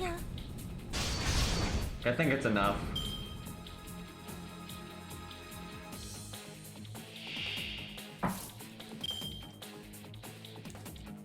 Yeah, it's not just Lee. It's I mean, Lee is a big part of it, but it's Lee, it's you, and I mean you as an IC, right? Clearly, and then the Shimosa, all that nonsense, right? There's quite a few times where we're gonna need it.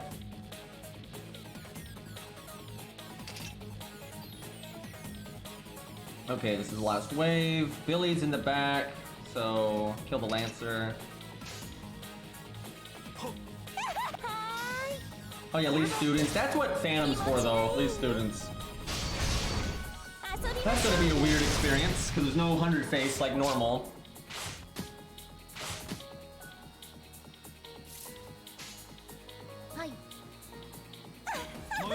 I'm gonna be right back real quick. I need to get water. I'm probably gonna grab a snack real quick. Just 1 second.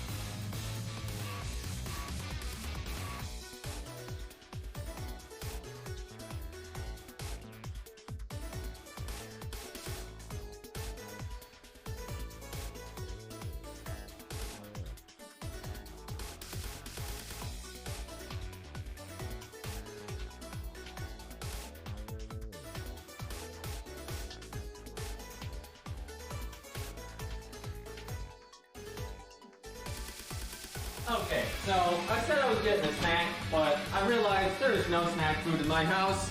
So I'm fixing potato and like meat stew. Just heating that up, so that'll take a few minutes, but I'll have to go get that in a moment. Alright, what are we doing there? Do I win anything if Sanson gets the evil one? Also, I can't help but notice that Salami died.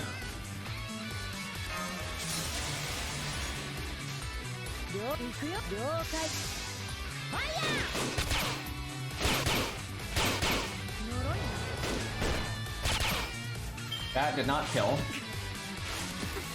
No, you can't get that's the same thing as what happens the other way, so no, that doesn't happen.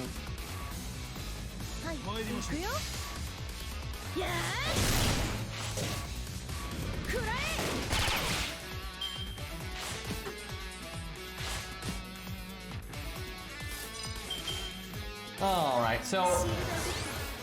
Oh, still, I think Fuyuki's been harder, although that Lancelot Sanson stage could definitely be an issue. And although trash mobs are definitely more difficult, I mean, you have to try, and you can potentially lose to trash.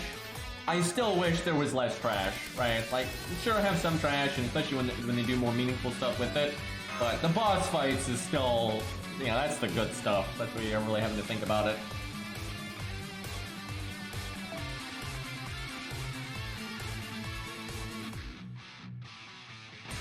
Just Assassin? I know you fight Sanson a few times, but there's no way you fight him again right now. Let me think. I don't think it's Carmilla, because I'm pretty sure you fight Carmilla after you fight Vlad again. But it's just Assassin. Well, I'll set up for a boss, because if it's not, it should still work for trash, because like, the classes aren't, you know, mixed up in any way.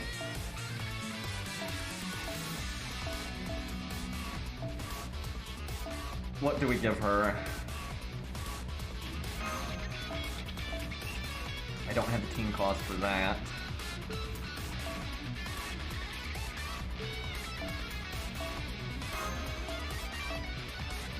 This should be fine. Can I bring someone for Bond?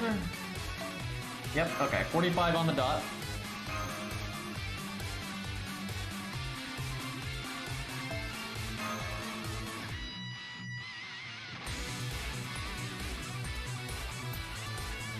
So I think Septum should be pretty easy, unless I'm just on Copium and I've completely forgotten the stats. I don't think Septum's going to be a big deal, and I think it's going to be boring as always.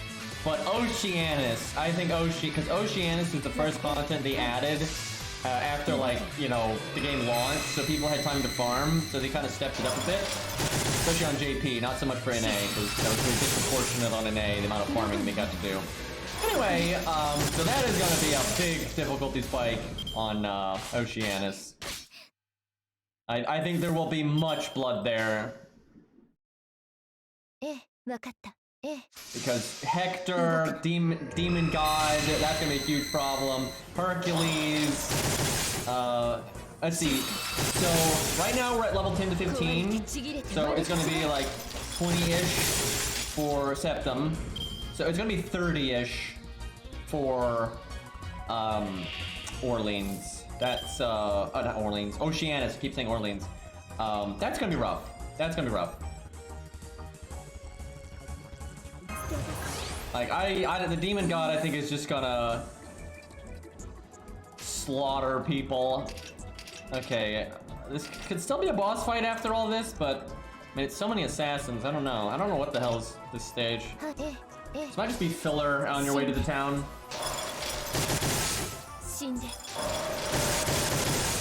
Oh yeah, Romulus like spams Imperial Privilege, so you want to kill him before you kill the ads, because if you give him 3 actions per turn, it's just absurd. Like, you'll never get through the defense that way, and we don't have any armor ignore right now.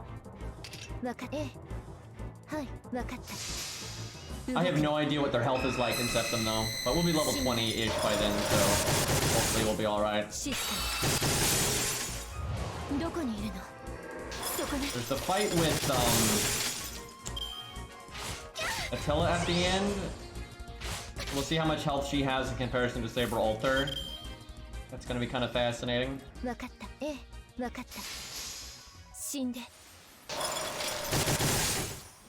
Oh yeah, I guess Charlotte does ignore defense, but she'd be terrible there, unless she's like in D3 or something by then.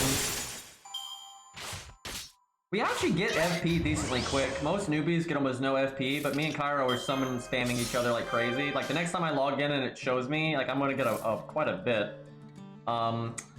These guys both have attack up, and they both have their MPs. Let's see if I can kill one of them.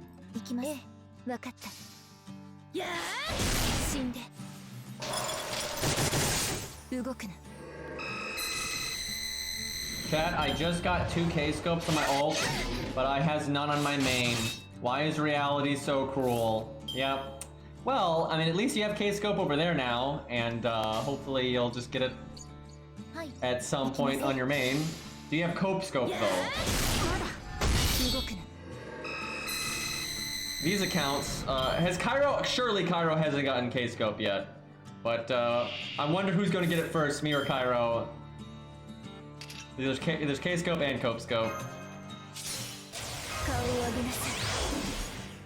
It took me a long time to MLB K-Scope, but I did do it eventually. It took me several, like 5 years or something, like, or maybe not quite. It was like 4 years, I think, to do it. Much easier to do if you're a whale because you just roll so much more often, so you get shots at it all the time. I limit broke Origin Bullet quite quickly though. I just randomly got it all the time. Woo! Well, there goes Mash. This guy wanted to die a champion.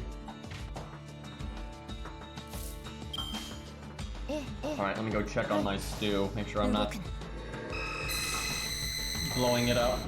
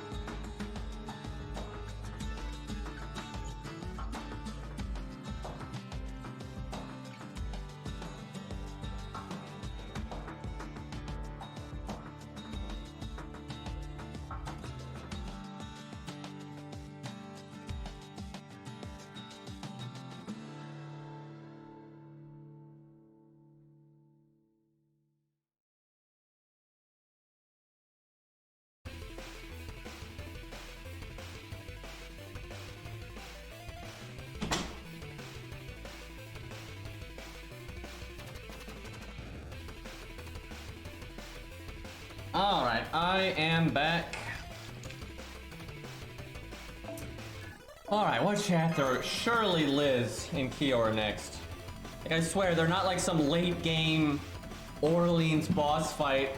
I think they're more like filler nonsense. I don't even know why they're in this story, really. I have stew now, though.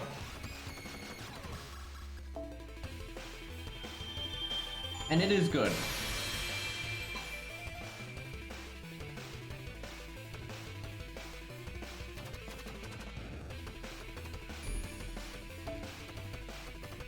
Okay, we're in a town. This is— why are there so many arrows? This is— I remember like roughly what's going on in the story right now, and there is nothing— like, it's so dumb. The filler, man.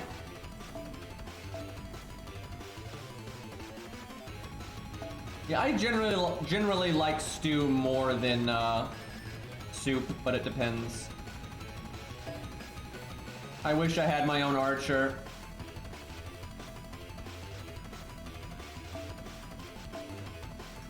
Assassin spam. Let's go.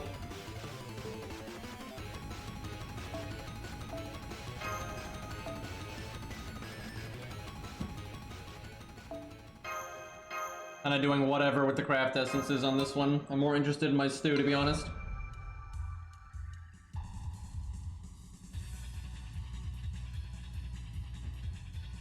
Hey Arjuna, how you doing?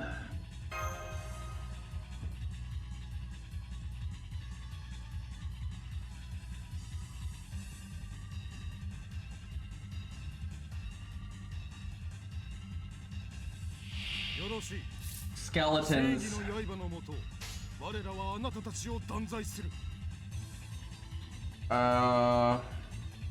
Kill the 4K one first.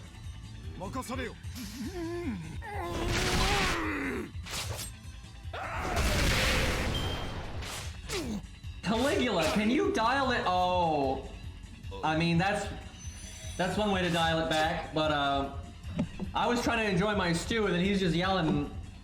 But then he died. That was not ideal.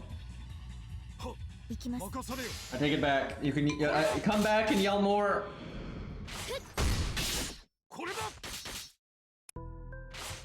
See you, Zal. Thanks for hanging out, ma'am. 了解です。任されよ。やー。やった。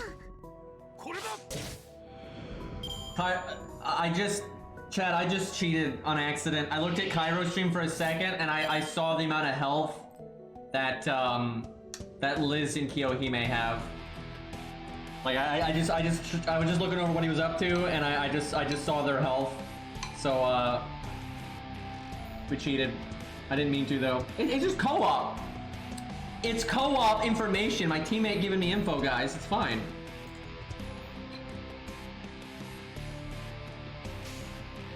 No big deal. 行きます。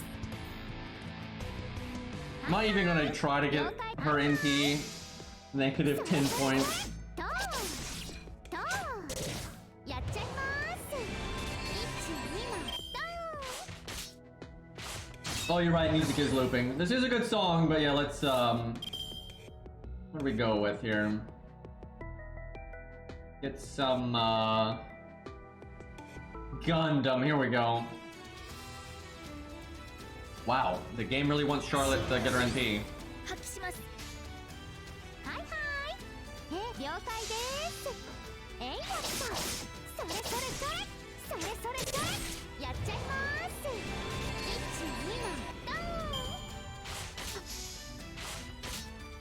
ン。 Wait, how does he have his NP though? We're not even trying to do that. Mashu Smashu. やー。まだ。 I wonder how much of that we're gonna see in part 2 with VR Mash.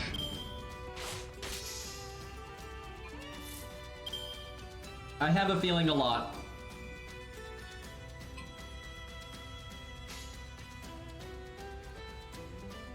任されよ。前に任されよ。これだ。旗の元へと集え。精鋭たちよ。 I don't know how rapidly these accounts will even get 2K foes, so that may not end up being particularly relevant. Okay, can we just insta-death real quick? 砲軍準備ですね。かしこまりです。私は世 She's 界 so を positive. けれど世界は私を鈍らせない。ラ・レーブ・アンサー。 Oh no, Arjuna. Not bad life decisions. やー。まだ。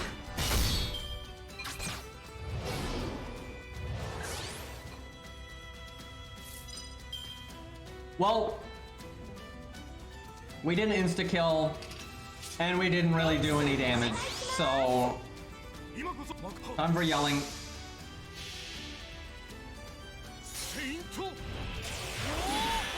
ダー。私に続きなさい。旗の元へと集え。精鋭たちよ。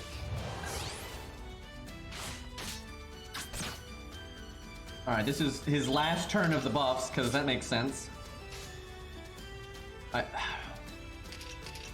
I guess we hit this one, 前に任されよ。 make stars. これだ。旗の元へと集え。精鋭たちよ。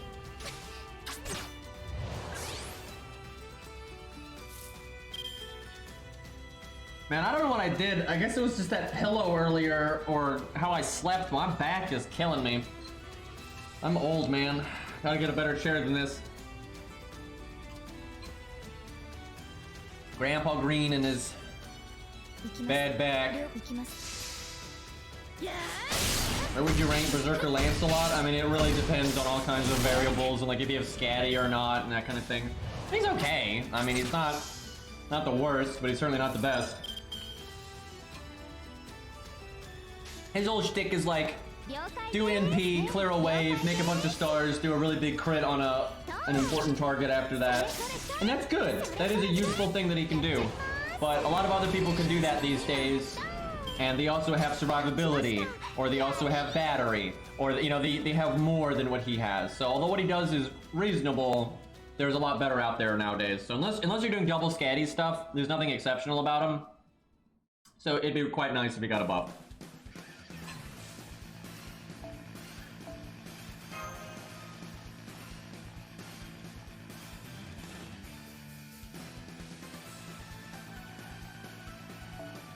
Holy crap, Orleans is long, man. Like, damn. There's so much filler.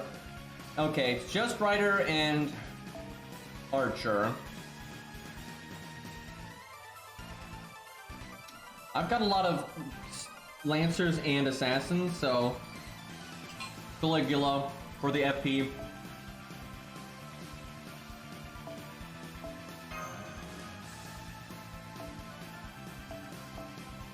I could put him in the front just in case there's a rider there.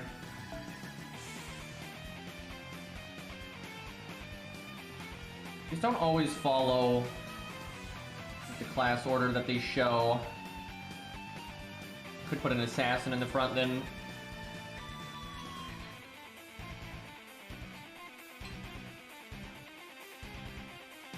Nah, we'll just do berserkers. There we go. This is fine. Super tanking Romulus.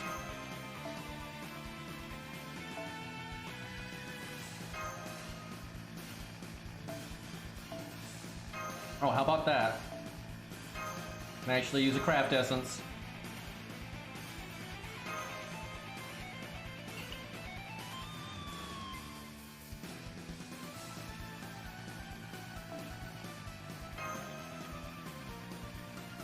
Man, I don't know if I could ever take a vacation with the, like the way streaming is. It just doesn't feel right, and I like streaming, right?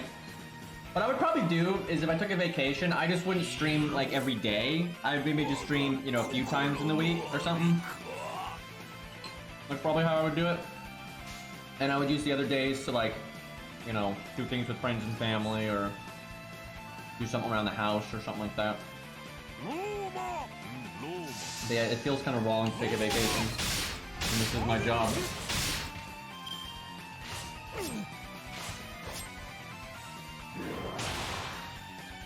Okay, Caligula gonna die any second, so we'll just, have him brave chain this guy. The thing is, it's easy for me to take a break,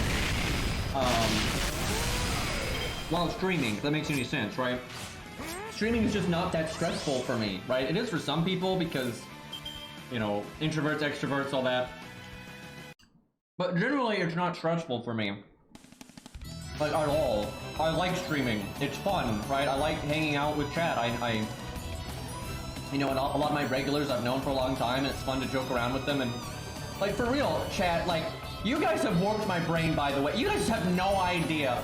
I'll be doing, like, you know, something just in my free time, like, maybe it's a game or something, and I'm like, oh man, I wish, you know, chat could have seen that and everything. Like, I always see everything through that context now. Like, everything is, like, through that context now, so, yeah, this is what it is.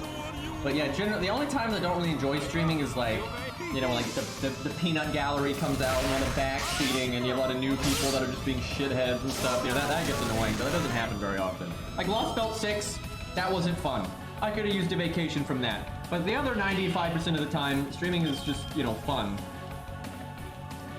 And I think if you don't have fun streaming, you're probably not going to be a good streamer. I'm not going to be insulting, it's just... people are going to pick up on it if you're being fake. Or if you're forcing it, right? If you're having to do that 24/7, I mean, first off, it will drive you insane. Like, it is soul crushing. Anyone that works retail knows what I'm talking about, right?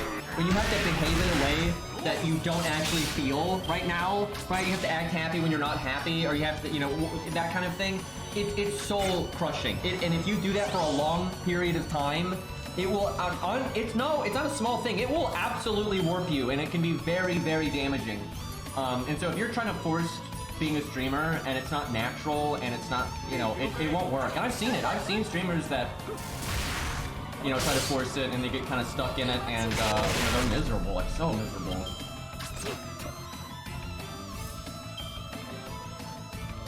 Oh yeah, DSP. Yeah, I don't want to be like DSP.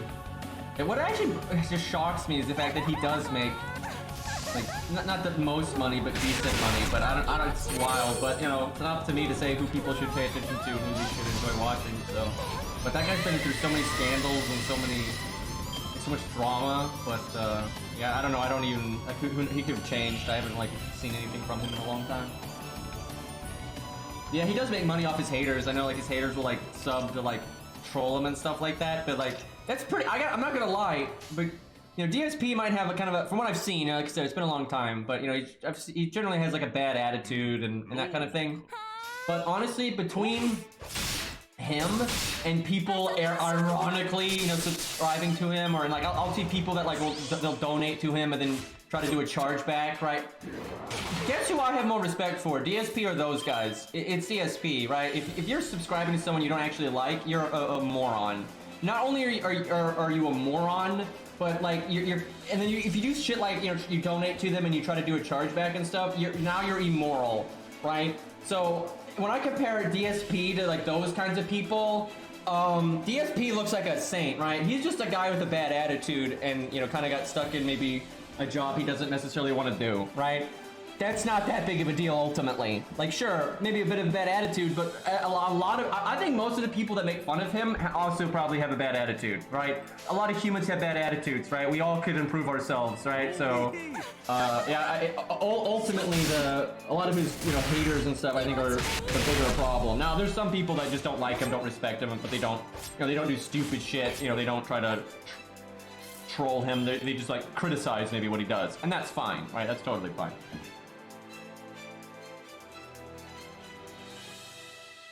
All right, let's see. We can do this number. Get a lot of damage here. Bang, bang, bang.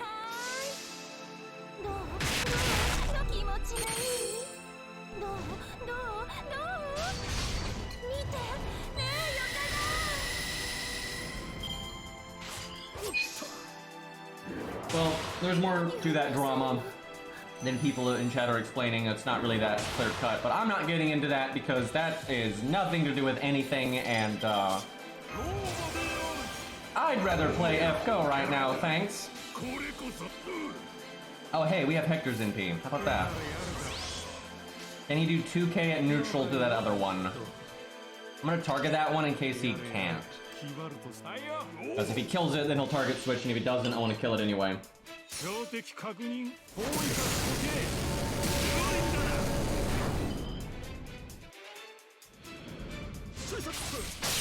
But I don't know, I think people get way too like obsessive and honestly just creepy about trying to like judge streamers and like act like they're the judge, jury, and executioner of who's a good and bad person off of just watching someone's stream. And it's like, I think that's kind of pathetic. It's like, for real, like take a step back, touch some grass, breathe.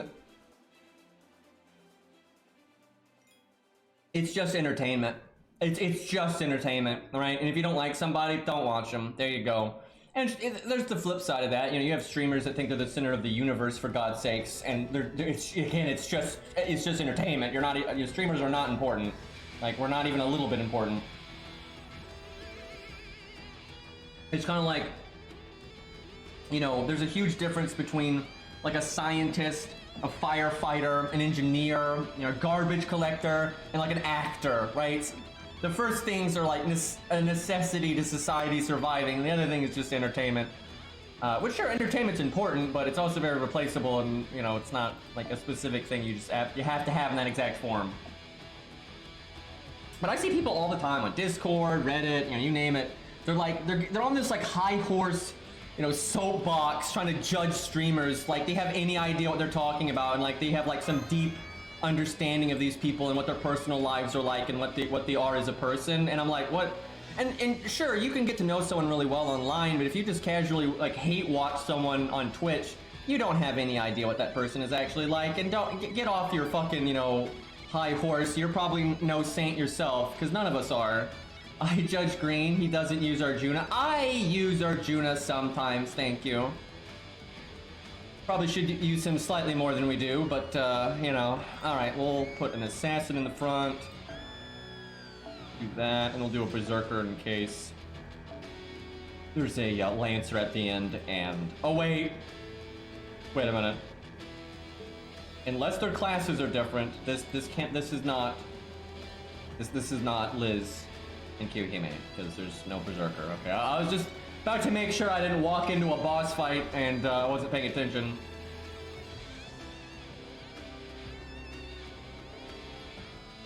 Let's see, we'll do...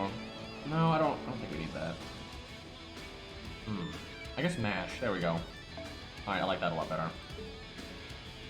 Alright, I mean, I don't know everything that DSP has done, I have no idea, and so, you know, if he's done some fucked up shit, then, you know, shame on him, but I have no idea, and to be frank, I'm not gonna take someone from my chat's word for it, because I think that's kind of, you know, dumb to do that. Like, wow, someone said he did this, so I'm just gonna take this as gospel and assume he's, like, the worst person now, like that. That's pretty silly.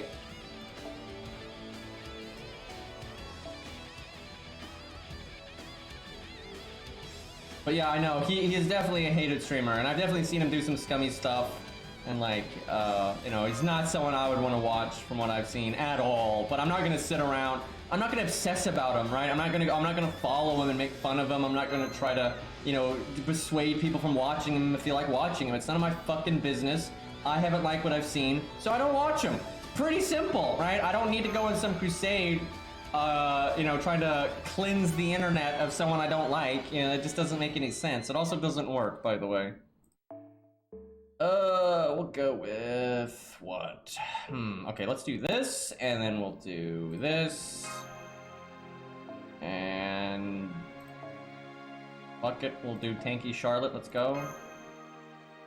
4,000 health Charlotte. I don't think that's the... Wow, Caligula's really falling behind right now stat-wise, but that, some of that is the CE. Doesn't do him any favors.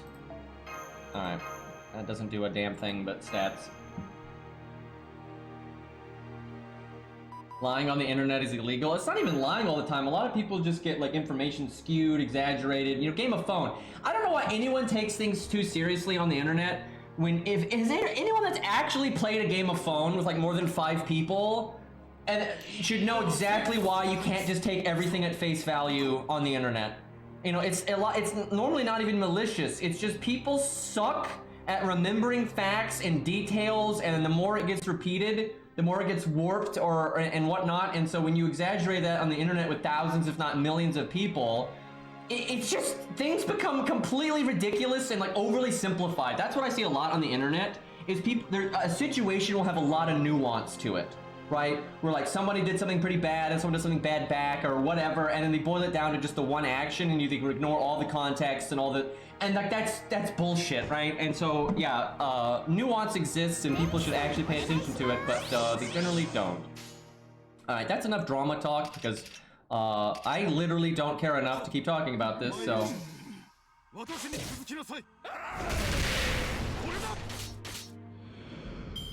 Alright, I'm glad this is not a boss fight, though, because my god, our team is not ready for that. It could be the next stage, though, so we gotta pay attention here. I think we're about to have us a fight.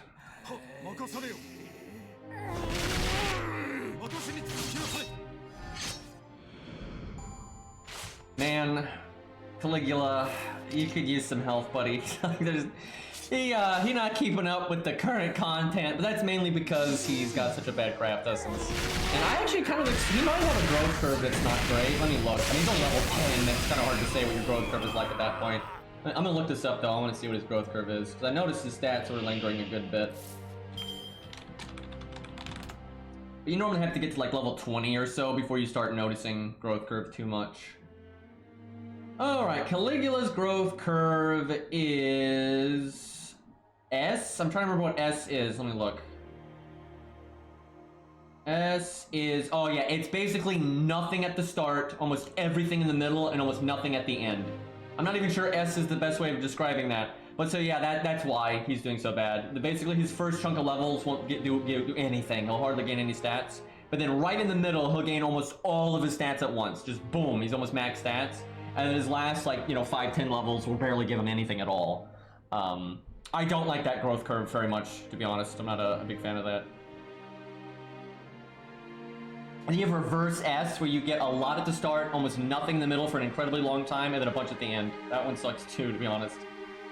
It's better than S, though. I think reverse S is better than S. I think S is one of the worst growth curves. It depends, though. If you get them at like that sweet spot level range, then it's okay. Okay, time to smack a rider here. Please crit. 40 and 20 could happen. Good enough.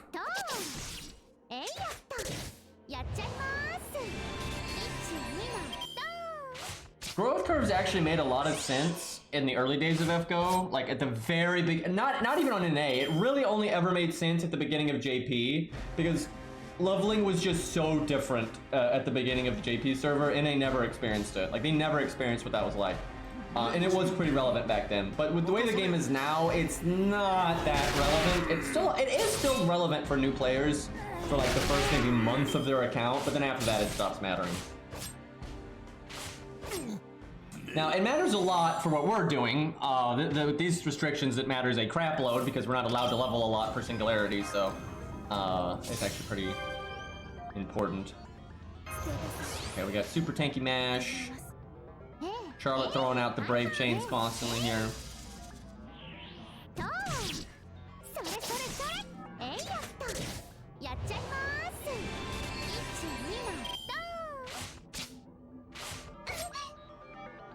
And in Grail stats though, because some people get this confused, Grail stats do not take into account the unit's growth curve, and thank goodness, because if they did, that'd be so many units would be horrible, right? Because you'd have units that have like King of Son, I'm pretty sure is one where he gets basically no stats in his like last levels, right? So if he was stuck in that part of his curve, when you get the Grails, that would be horrible, right? You're barely getting any stats then.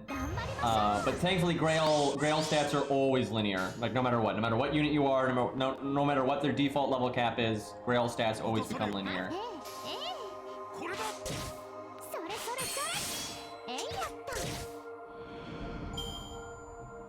Although it's kind of funny because the linear stats you get from a Grail are actually less than the stats you get from some units' normal level up, right? Because some units get over 100 attack per level up.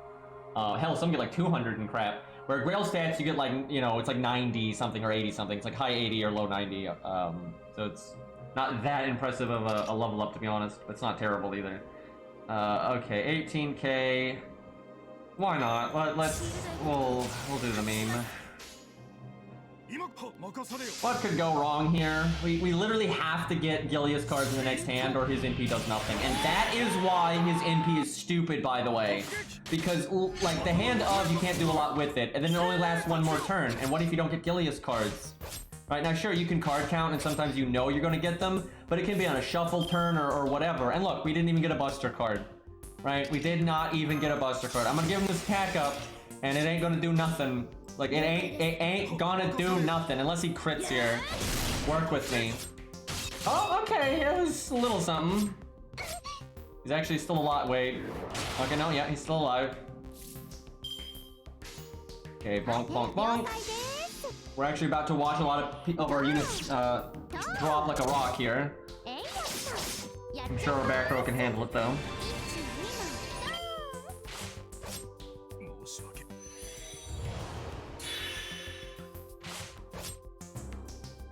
Everyone low on health. Charlotte got this. I hate not having skills, by the way. That's like the worst part about the early game when you're handicapping your levels, is you don't have second and third skills, and it's just less fun and you have less options and... Oh god, and we're not gonna get those options until, it depends on the unit, right? But a lot of them won't get skills, the second skill, until, London. But some of them will get it in Oceanus. The bronzes will, but everyone else won't get it until, London. Oh my. Wait, am I forgetting a story? I don't think so, right? Because we're 30, oh, we're doing London at 40? That's so stupid. Wait, is that right? Okay, hold on. So we're like 10 to 15 in Orleans. So that means 20 to 25 in Septum. That means 30 to 35 in, Oceanus. So that's 40 in London? What the hell? We're gonna die. We are gonna fucking die. Oh, I'm telling this to Cairo.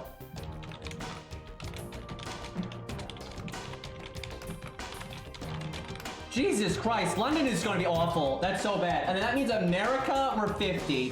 Thankfully 50 you start to get a little stronger, so that might be okay. I think it's 60 in Camelot, and I think that's okay.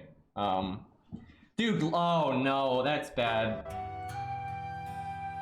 That's so bad. London at 40, that's so garbage.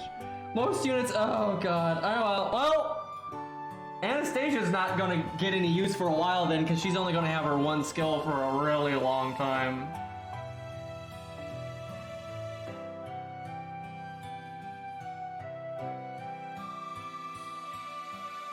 Yeah, we might allow 65s for low stars. We'll see. We'll take it one step at a time here. Okay, this is Kiyohime and there's no. It's Lancer Berserker. This is Kiyohime and Liz. Okay. That means Kiyohime needs to die first. They're both AoE though, which is pretty bad. I think shit, do I take Jason? I don't know.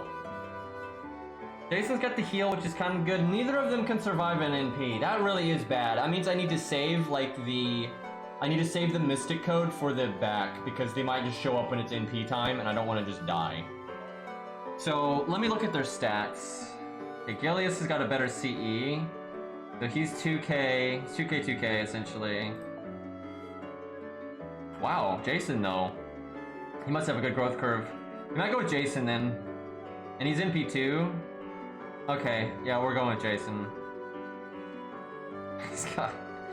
He ranked up the heal, but I mean, who else is he gonna use the Saber Gems on? So he might as well. Oh boy, let's see. So Kiyohime needs to die first, though, like absolutely.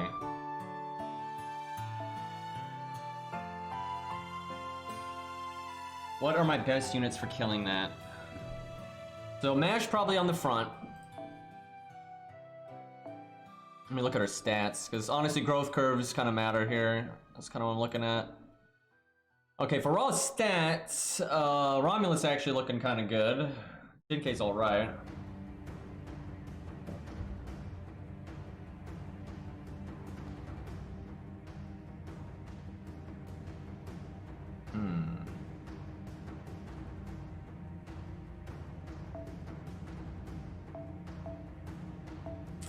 Thinking caps. I wish Sanson's first skill was his heal.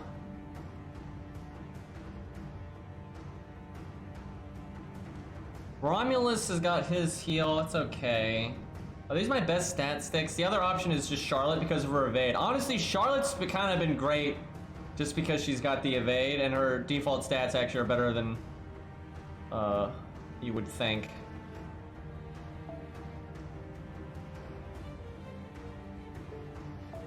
Maybe that. Maybe she actually can get her NP if I do that.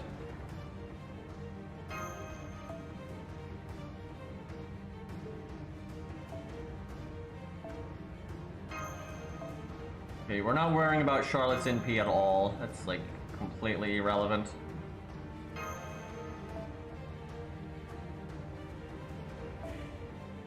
I don't know about Berserkers here. They can help finish someone off, and they can do good damage to either target, but they also will just die immediately. They're not like much of a buffer if you need a buffer.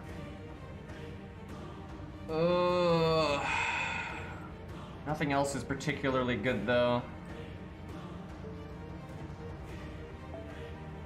Could do it like that, so she doesn't necessarily die that fast. Okay, there we go. That's the team. What's our Mystic Code level? Level 2! Oh my god, the early stories.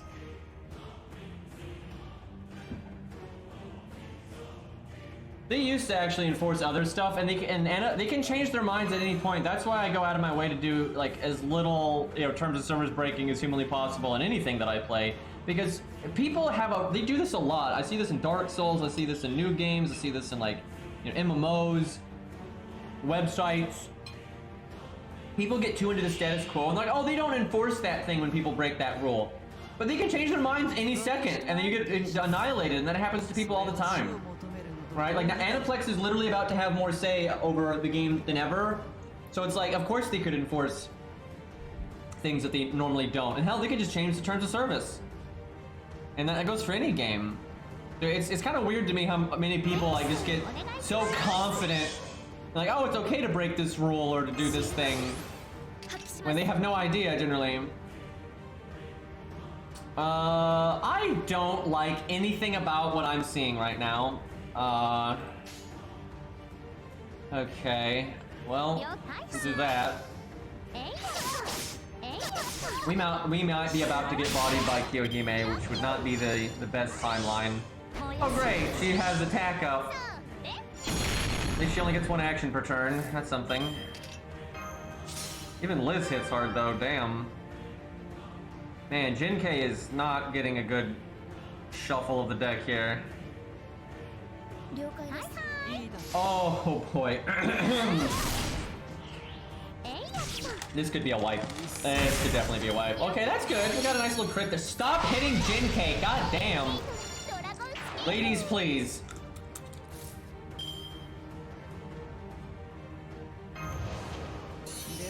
I think I'd give Jinkei the invulnerability. She's gotta get her NP before Liz gets hers, though. If we don't get our NP first and we just die to an AoE, it's just such a bad timeline. Come on, okay, now hit Jinkei. All hit Jinkei, please. We need the NP game. That's not Jinkei. Why are you all like this? Alright, I have to get my NP right now, and we also have to not die right now. Got that NP gain CE. We unfortunately have defense down. No! No! This is exactly what I didn't want to have happen. Oh, great. Now, she gets NP'd, Salome. Oh, no. Do I evade Jinkei? I think I have to. I think it's so bad if I don't. It's just such an issue, though, because my Lancers could just die to Liz's next NP. But I don't think I have a choice here. It is just so unbearably bad if I don't get the NP off on Kiyohime. Liz, you fucking casual. Do I hit Liz here? How much damage do I think Jinkei is gonna do? I want to save the attack up, so I think I hit Kiyohime still.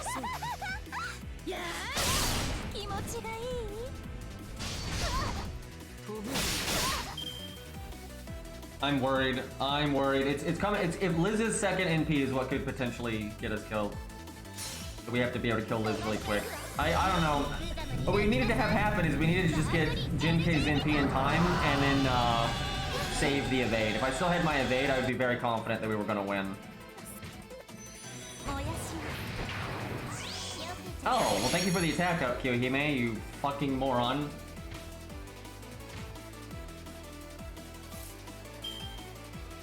I might as well use this. So Kiyohime is definitely dead.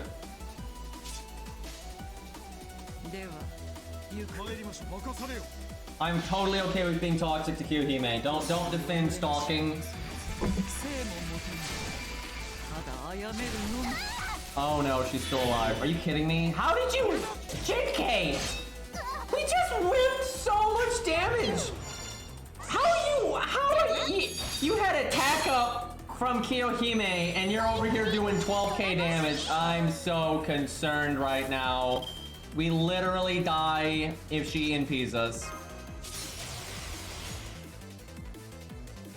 Jason, give us the... I don't think we're gonna win. I think we're gonna lose. We have to have that evade at this part. Okay. No, Jason doing some damage. It's up to the deck shuffles. We have to get like some Brave Chains in here. I think we heal Jason because Jason has higher stats, so although he's got the attack up from the CE. Oh yeah. That's good, and it even applies to our extra. Yeah! There we go, we're saved. Look at that, it hit that 15% attack up from the CE. We got 2 Brave Chains in a row, so we actually did pretty good there. Alright, that was close. We would have lost in 2 turns, but we got it. Alright, the boys did a little bit more damage than I was thinking. Thank goodness that Jinkei died, because if Jinkei hadn't died, we wouldn't be Brave Chaining every turn. She'd be sneaking up the deck with, you know, neutral cards, and we wouldn't get the extra attack, so we actually probably would have lost if that was happening. That was a little close. Yeah, Herc carry, yeah. But I thought Hercules was banned. Alright, get that bad music out of here. There was definitely a potential for a wipe there, but thankfully we made it through. I have no idea what this stage is, if it's not them. I don't know, you're probably working with them to just fight generic stuff. It's like, oh no, you're not. Okay, I don't know. It's every class ever, so I don't think it's a boss fight. If it was a boss fight, I mean, none of these classes would make any sense, so. I know you fight Dion and Vlad at some point, but that's like at the big like fight at the end, so. I think we just throw berserkers at this. These boss fights are kind of fun though. I mean, it's, you know, it's core concepts, but because your teams are so weak, that can actually be relevant. You know, like when you use your evade's really important and all that kind of stuff. It's fun. Fuyuki was still harder though, but we'll see if that changes. Could just do 3 berserkers, and then I wonder if the dragons are actually going to be the cleanup. I would assume so, so we'll put Charlotte in the back.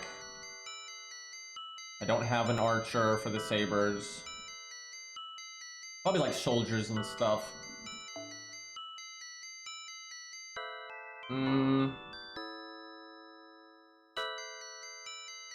I don't know what to put in the back here. Maybe I could say 1 berserker for the back, but they might live to that point, so... Okay, we'll do that and... that. Because there's no way... The assassins can't be counterclassed by anything, so they're pretty much guaranteed to at least get decent value.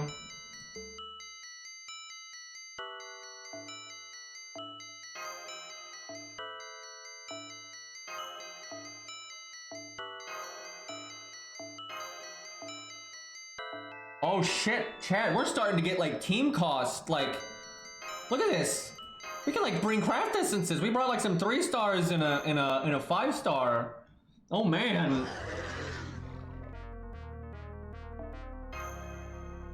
Yeah, give me more master level ups.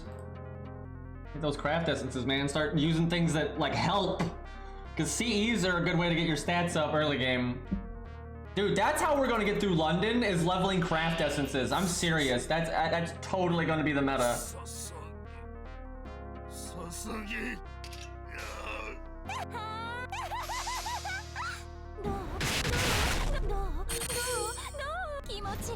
All these skulls, though. Oh wow, I've been streaming for almost 4 hours. I didn't even realize. Just you know, focusing on getting to the next boss fight. Might need to wrap up soon then. I can't decide if I want to stream Dark Souls today or EDF. I don't know.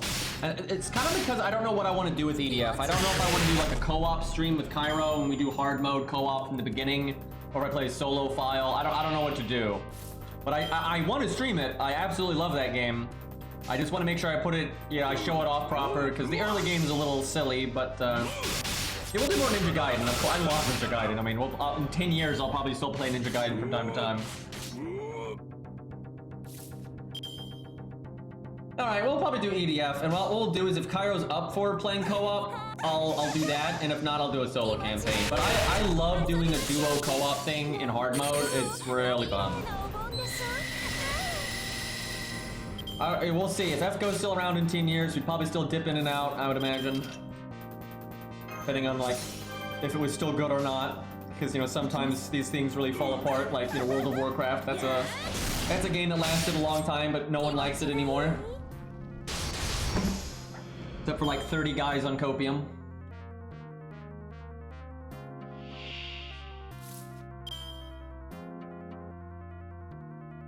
Yeah, I think we'll stream EDF. That sounds like a good time.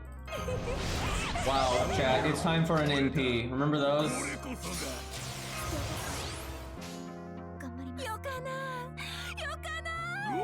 How much damage will she do? She's only NP 1. Oh yeah, there's my brother right there. And he plays EDF too, actually. It's a good time. Every once in a while, it doesn't happen often because their schedules suck. But like, so this is what I like about EDF. When you get like really far into it, you can do like really high difficulty stuff that will really push you even when you're in a big team. And so now that we've all kind of played it on our own and like in like duos and stuff, you know, now when we're all free, like me, Cairo, my brother, and you know, any number of other people that play it, because like a lot of people I know play it, we can just make a group, do a really high level stage on max difficulty, and it's super hard, and we have to come up with a strategy, and you have to actually try and stuff. It's great. Good game, man. Good game. You green bro.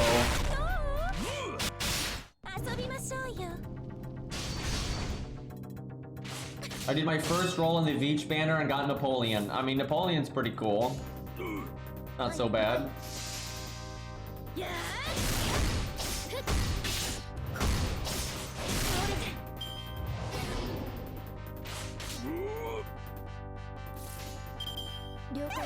Alright, the stage is done. What's the next boss? I think we're getting kind of close to when it starts getting to the more serious stuff. We probably got some filler, I suspect, and then we might get into like another boss fight. I think we'll wrap it up there though, because I think I need a few minutes to like ice my back and whatnot. So we'll probably call left go for today.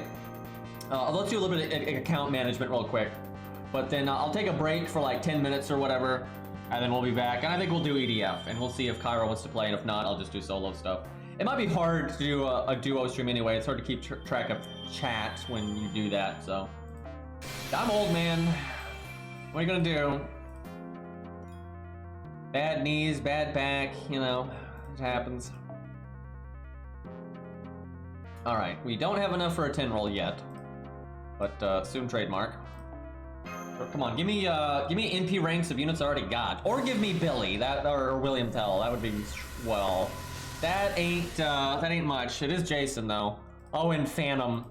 Oh joy, guys! Phantom of the Opera got his NP rank up. Yeah, we got 88 days to do our special ascension, but we need to at least get to like America or something for that not to be broken. So I don't know how we're gonna do that. I really wish that wasn't time limited, because your free 5-star isn't time limited, so I don't know why that one is. All right, Phantom is our first NP2. I don't know how I feel about that. And then now Jason. I think that's it though. Those are our only dupes. Are you kidding me? Game, please. Yeah, no one else. That sucks. I think we might have Hans in the second storage, but he's not allowed, so it doesn't count. Oh, Matahari. There's one. Not that we're using her right now, but I don't even remember what her NP rank does.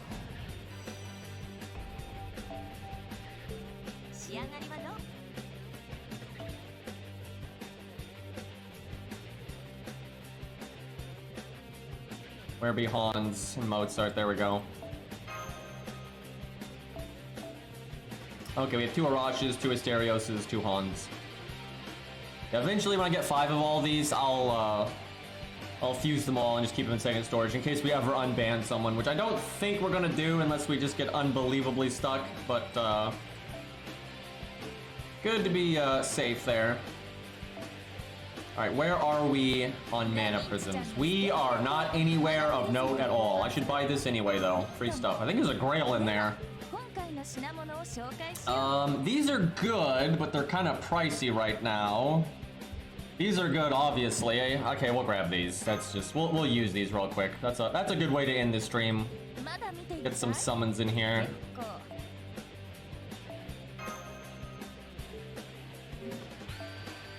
Dude, 1 5-star Ember is too powerful and it's gonna level up units too much. Alright. 16 summon tickets, damn. Alright, what do we get, boys? What do we get? We're looking for Billy and William Tell. That's a big one. That is insta-death chance up. No, thank you. Also 5 stars that we can't use because that gives us rare prisms.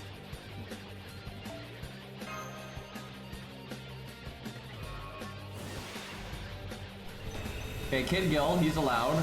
And that gives me a Archer. That's not as good as Billy or William Tell, but that's something, so that's good. I'm just glad to have an Archer. And he's got team charisma and all that. That's not too bad.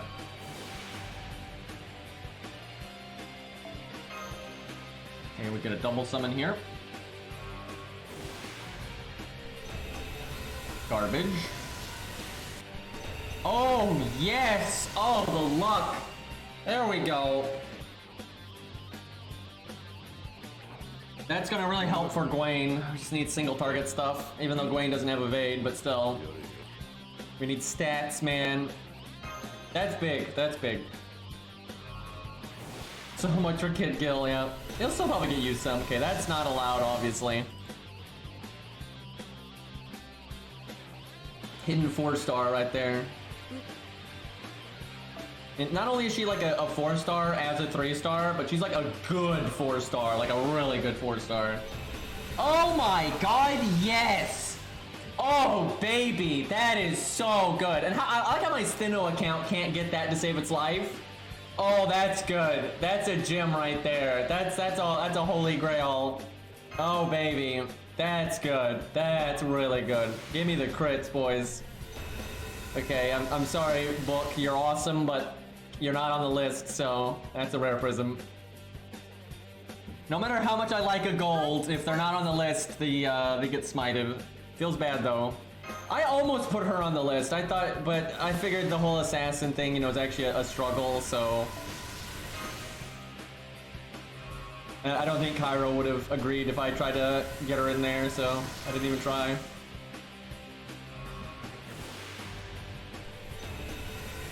Not particularly useful.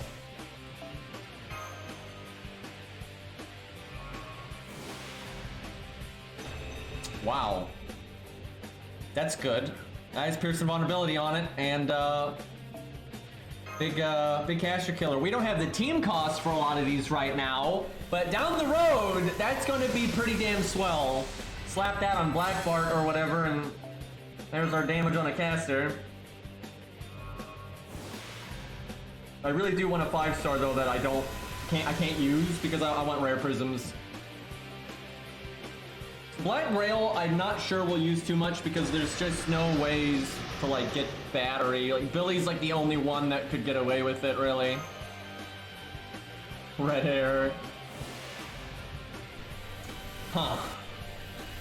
If that had been like a 3-star we could actually use, getting them twice would actually be quite helpful, but alas, that is Lubu. Another Kid Gil. Something.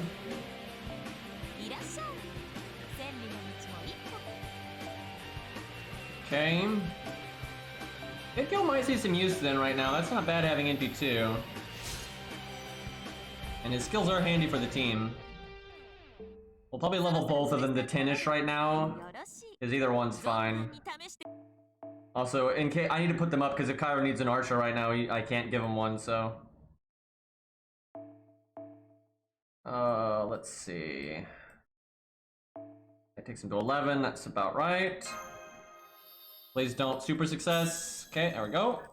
Oh wow, not bad on the stats right there, actually. Nice curve, apparently.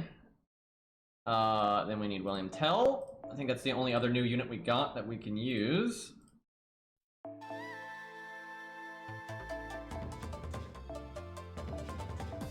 Okay, his stats not as good there. Okay, that actually makes me like Kid Gil for the beginning anyway.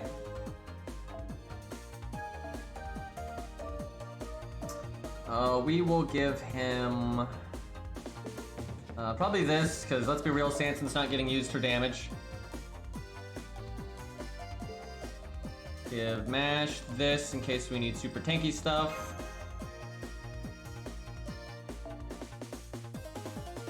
Who do I give 2030 to? What's a slot that would make sense on? Well, Sanson's not going to do damage anyway, but like that's... Sanson's not going to get used until he gets his second skill. I don't know. Black Bart, maybe.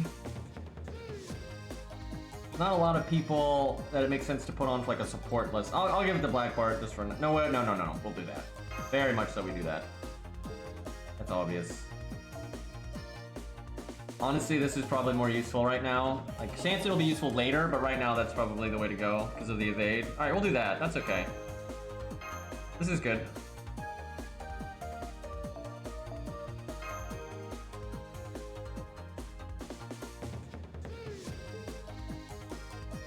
Yeah, Black Bart can actually fuck up a caster now with that thing. Okay, chat. That's it for FGO today. Thank you all so much for hanging out. This is awesome. I can't wait to do more. I want to get to the later game stuff. I think it's going to be really, really tough. I'm going to take a quick break, right? I'm going to chill for a bit, relax my back, see how what Cairo's up to, and then we'll do some EDF. which I'm kind of nervous about streaming because I don't want to, you know, fuck it up. But we'll see. I'll just be natural, right? That's the key. Anyways, lads, I'll be back in like 10-20 minutes. Let's raid Cairo though. That's what we'll do in the meantime. We'll raid Cairo. If you want to watch EDF though, I will be streaming that in like 10-20 minutes.